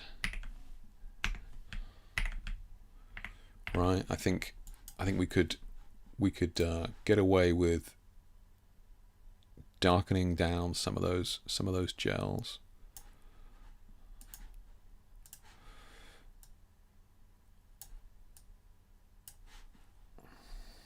I'm just looking at the green here, for example, right, and the red, but just darkening them down. And we like obviously we wouldn't darken the face down, but yeah, I think just watch the exposure on the gels. Just making sure that they're not too blown out. Just to see some of that color as soon as we start darkening down those gels. That's where some of that richer color comes from. Yeah, but cool. I actually kind of like some of the spill onto the background. You know, again, similar to what we were saying with Paul's shot about the white background, having a little bit of spill back here with these colors kind of works. Yeah, excuse me. One from Alan here. My first shoot of the year, playing with tones. Nice one, Alan. You already got your first shoot of the year under the belt. Good lad. Envious. A couple of ideas I want to try as well. So I've just reached out to a couple of models. Always takes time, but I'm glad you managed to get it done. So Alan here is saying he's just playing with this, homogeneous color palette. Again, maybe working with the skin tones as well as the background and the top here.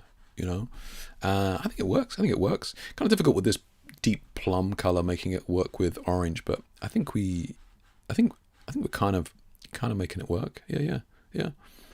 Clean though. We've got strong data everywhere. Nice separations. Always tricky lighting full body. But the feet seem well lit but not overlit. Yeah, it's clean, man. Good stuff. Yeah, good stuff. I wonder what color this was originally, like the background and stuff. I wonder what color the background was. Yeah, because it looks like we got some purpley tones in here, but it's probably the color grade. Whatever you did with the color grade, I think works. Yeah. So we got Trevor here. Set up beauty dish with a sock on the right. So we got this light coming in here from a beauty dish with some diffusion on it. Snoot aimed at dress and white V flat. So don't know. So maybe we've got white V flat on the left here.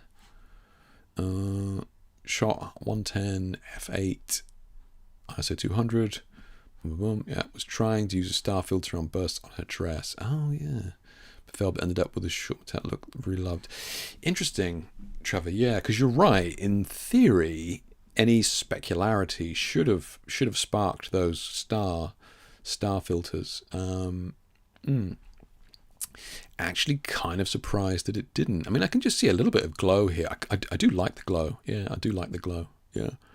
One thing with a pose like this, Trevor, is you see how the hand is like here like this. If you get them to flip the hand around, so the fingers around the back of the body, that can just help to tidy up this pose a little bit, right? So we can just, so the thumb will be here, but the fingers will be around the back there. And that can just help tidy up this very clean shape that we have. We have some, it can also help with this redness in the skin as well. But yeah, just, so it just, you know, rather than it being like that, just flip it round so that the fingers are hidden, right? That can help you just clean up this pose a little bit as well. But yeah, I'm interested to know why that star filter didn't work, because your theory was correct. It should have just bounced off this dress and given you those pops. But yeah, I don't know. Wonder if it's. I'm not sure it wasn't a cheap star filter, but I was just curious as to why that didn't work, because it should have done. Yeah. I'm gonna have to uninstall this Chrome thing. I only installed it for the stream, and I'm definitely it's definitely winding me up already. Let's have a look. This is looking good, Edgar. I like this. Looking good. This is kind of got this vintage vibe to it. Shot on the Sony A7R4 with 85mm lens. I used 3 flashes to shape the light with a blue gel on the backlight to separate the subject and add depth to the scene. Yeah, so this is like a technique that I would refer to as like color blocking, where you're kind of throwing everything in the background into a single color. Very useful technique. Done really well here. I'm not sure what this background is. Looks like a forest or something like that. Obviously it can't be. I also placed the filters in front of the lens to soften the highlights. Yeah, we've got this foreground element here, right? So we're kind of forcing this depth into the shot. So we have this foreground element, and then, you know, it's particularly useful in images that are trying to be a little bit more mysterious or sexy. You know, you're kind of being brought into the frame like this, which is nice. Filters in front of the lens, soften the highlights, introduce a subtle haze, and create that dreamy color blend as you can see across the frame. So that's what gave me that vintage, like 80s style vibe to it. Was definitely that glow, which I like. Dreamy color bleed to see across the frame. Yep, the goal was clean skin tone, strong contrast, cinematic move without overcomplicating the setup. Strong ideas. Looks like been implemented well, Edgar. Yeah, for sure. You know, your idea of, you know, whacking some color in the background there. That color blocking, very, very useful, especially if you're in an environment, like maybe you're in an environment there. Just looking for an example. Oh, there you go. Got pushed off. There you go. Gone. That's crazy. That shoot's been pushed off the bottom. Wow. Time is flying by, man. I was going to show you an example of that, but yeah. I mean, you know, you kind of get the idea here with the color. I'm kind of cheating with a mirror here. I'm kind of shining light into a mirror here to kind of do the same thing, or flooding color back here. But exactly what you're doing there, like this color blocking, what works particularly well is the contrast with the red in the foreground. I think this is a really nice shot. Skin looks good, doesn't look too fake. You know, you've obviously touched it up, but it doesn't look fake. We've got data in the black hair here as well, which again would have been easy for you to lose data in this thick curly hair. So good job. Yeah, this light switch or whatever it is here, I would just buzz out. Not a huge fan of that, but otherwise all good. Yeah, good stuff. So Lennart here, my first shoot with Romana, who is also a photographer doing a bit of creative self-portraiture. We wanted to give a new spin to the teal-orange combo using a TV as a background. Makes the orange light almost fight the blue light in the front, just like she's ripping the foil. I also positioned 2 LED tubes with the same orange color slightly out of frame, so the foil wouldn't get washed out by the blue. This is great, Lennart. This is really, really nice. Love your concept here. I think it absolutely works, that color contrast. So you're looking at these two complementary colors that would typically be used in the same scene, but on the model, maybe blue on the front, orange on the hair, and that sort of stuff. But here you're kind of using that color blocking again, that orange in the background with the blue in the foreground. Blue has picked up surprisingly well on this, like, I don't know, like these painters sheets or whatever we used to use, these old painters sheets that you used to put down, which is kind of cool because it gives you a little bit of transparency, but still, enough to let that light through. I think it's really cool. Yeah, very, very cool. Interesting, just reading your setup again there, using a TV as a background. So is that the main color behind? Yeah, clever. Because us as the viewer, we have no idea how far away that background is. If you're saying that that's the TV, then she's like right up against the TV, whereas to us as the viewer, it looks like that orange is like, could be a long way away. So yeah, you've done well to balance the exposure there. Yeah, clever idea. Good stuff. Yeah. And also position 2 LED tubes with the same orange color slightly out of frame. So maybe we're getting some of the orange here or something on the hair. Yeah. Either way, whatever you're doing works. Yeah. See the catch light in here as well. Do you say what the blue light is? I don't think. Yeah, working with a model who also shoots as well is kind of cool because you really are collaborating. Then you're kind of working through this lighting problem, which is good. Yeah. Great shot, love it. Very creative, really well executed. Just maybe like the skin feels a little bit soft here. I think we could afford to just ease off on the skin smoothing if any was used there. Just ease off on a little bit. This is just indicative of the style of the time. Like 5 years ago, this would have been fine. I just think we just need to be careful in today's age with this skin effect. So just ease off on it a touch, but otherwise excellent. Yeah, really good. Really good. I'll just give this a quick refresh. But short and sweet today, which is good. We only had a handful, but we got one more here from staff. Let's have a look at that in a second. Just check there's no more latecomers. Okay, yeah, I mean, look, real good stuff again this week, guys. Real good stuff. I wasn't expecting much because of the start of the year, but hats off to everybody that posted. It's me from the live stream. Well done, Steph. Well done for putting in an image. Yeah, good stuff. We can see we're using the different colors there as well. So you're using it a lot. We got blue, we got pink, we got some orange on top there. We got like some green and stuff on the hair here. So maybe we got a lot going on here. And that can kind of work with the crazy trousers and stuff, but try and think of your subject in terms of planes, right?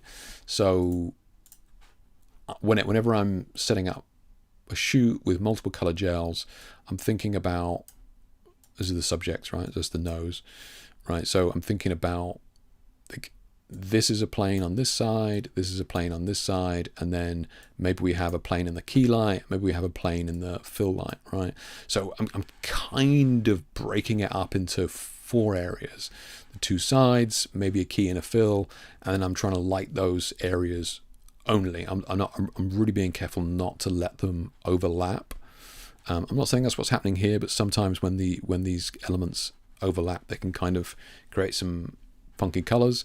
So yeah, if you're doing this, I know it's real tempting to get all the lights out at once and turn them on, but yeah, try and think of the model as, these planes, right? So here it's kind of easy because they're square on, but if they're at an angle, maybe from the front, maybe in the hair, fill, key, that sort of thing. So try and keep those colors separate to avoid any kind of weird color banding that can happen. Yeah, but good to see the studio lighting taking a hold of you. Good stuff. Yeah. Again, huge thanks to everybody that shared an image. Phenomenal work. I mean, short and sweet for sure. We got some incredible images this week from everybody. Yeah, really good stuff. Absolute pleasure to go through all of these. Good stuff indeed. I think that's pretty much it. As always, guys, we're just going to start wrapping this up now, but don't forget to check out my online workshops. Those of you who are too far away to make it to the in-person workshops in a couple of months that I promise are coming, so you can check these out. Some of them, like the cinematic and projector ones, probably some of my more popular ones, they all come with very extensive PDFs of notes and lighting breakdowns and that sort of stuff. But yeah, you can check those out as online one-to-ones. So check those out, as well as the mentoring, which I'm doing. Again, it's that time of year. I've got a bunch of one-to-one mentoring sessions coming up over the next couple of weeks. And again, that's probably indicative of the time of year. People want refocus and that sort of thing. So check those out as well. And for my British brethren, if you are interested in the workshops, make sure you sign up and sign up to be informed of when they come out. What was kind of interesting about these, I went through, because basically what this does is it spits out like a spreadsheet, and I went through and tallied them up in terms of who was interested in what workshops. Gelled lighting and the art of projection, definitely winners at the moment. So I'll make sure that we do a gelled lighting and a projection workshop, because they definitely seem to be the most popular. The water workshop as well had a lot of interest. We'll probably only be able to do 1 or 2 of those this year anyway, just because it's too cold to do it, throughout the year. But yeah, should be good.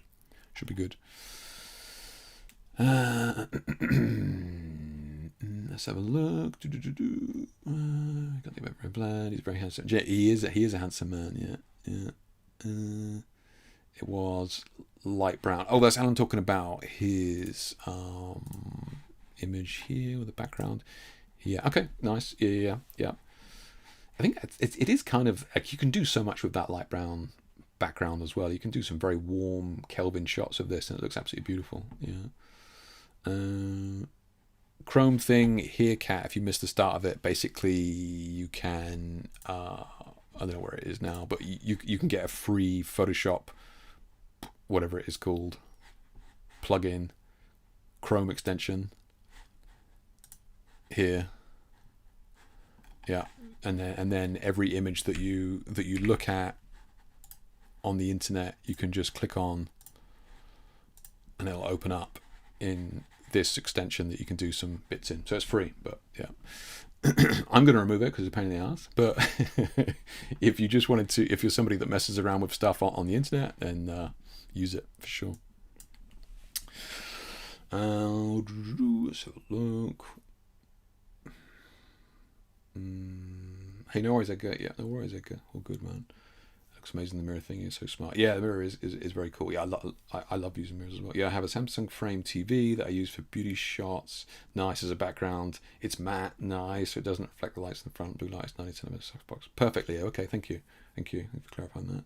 Jamie says I may share something soon, but in the meantime, don't forget to like, subscribe, and hit the bell icon. Do what Jamie says, guys. Right? Don't listen to me. Listen to Jamie. Hit the bell. No worries, Cat. No worries. I updated my comment on Facebook. It was 2 LED panels, pink and blue. Okay, so these were panels. Okay. I'll take your word for it. Wherever they're gone now into the sea of stuff. Yeah. 3 panels. Yeah, gotcha. I think with the feedback, we'll definitely keep an eye on the colours from now on. Nice one. Yeah, good. Yeah, that's interesting. Check. Always, guys. Thank you so much. Went on a little bit longer. I was feeling a bit under the weather, but for some reason you kept my spirits up. I appreciate that. So that is the end of that. Hopefully do this again in a couple of weeks, but until then, stay safe and look forward to seeing your work then. Bye for now, guys. Take care.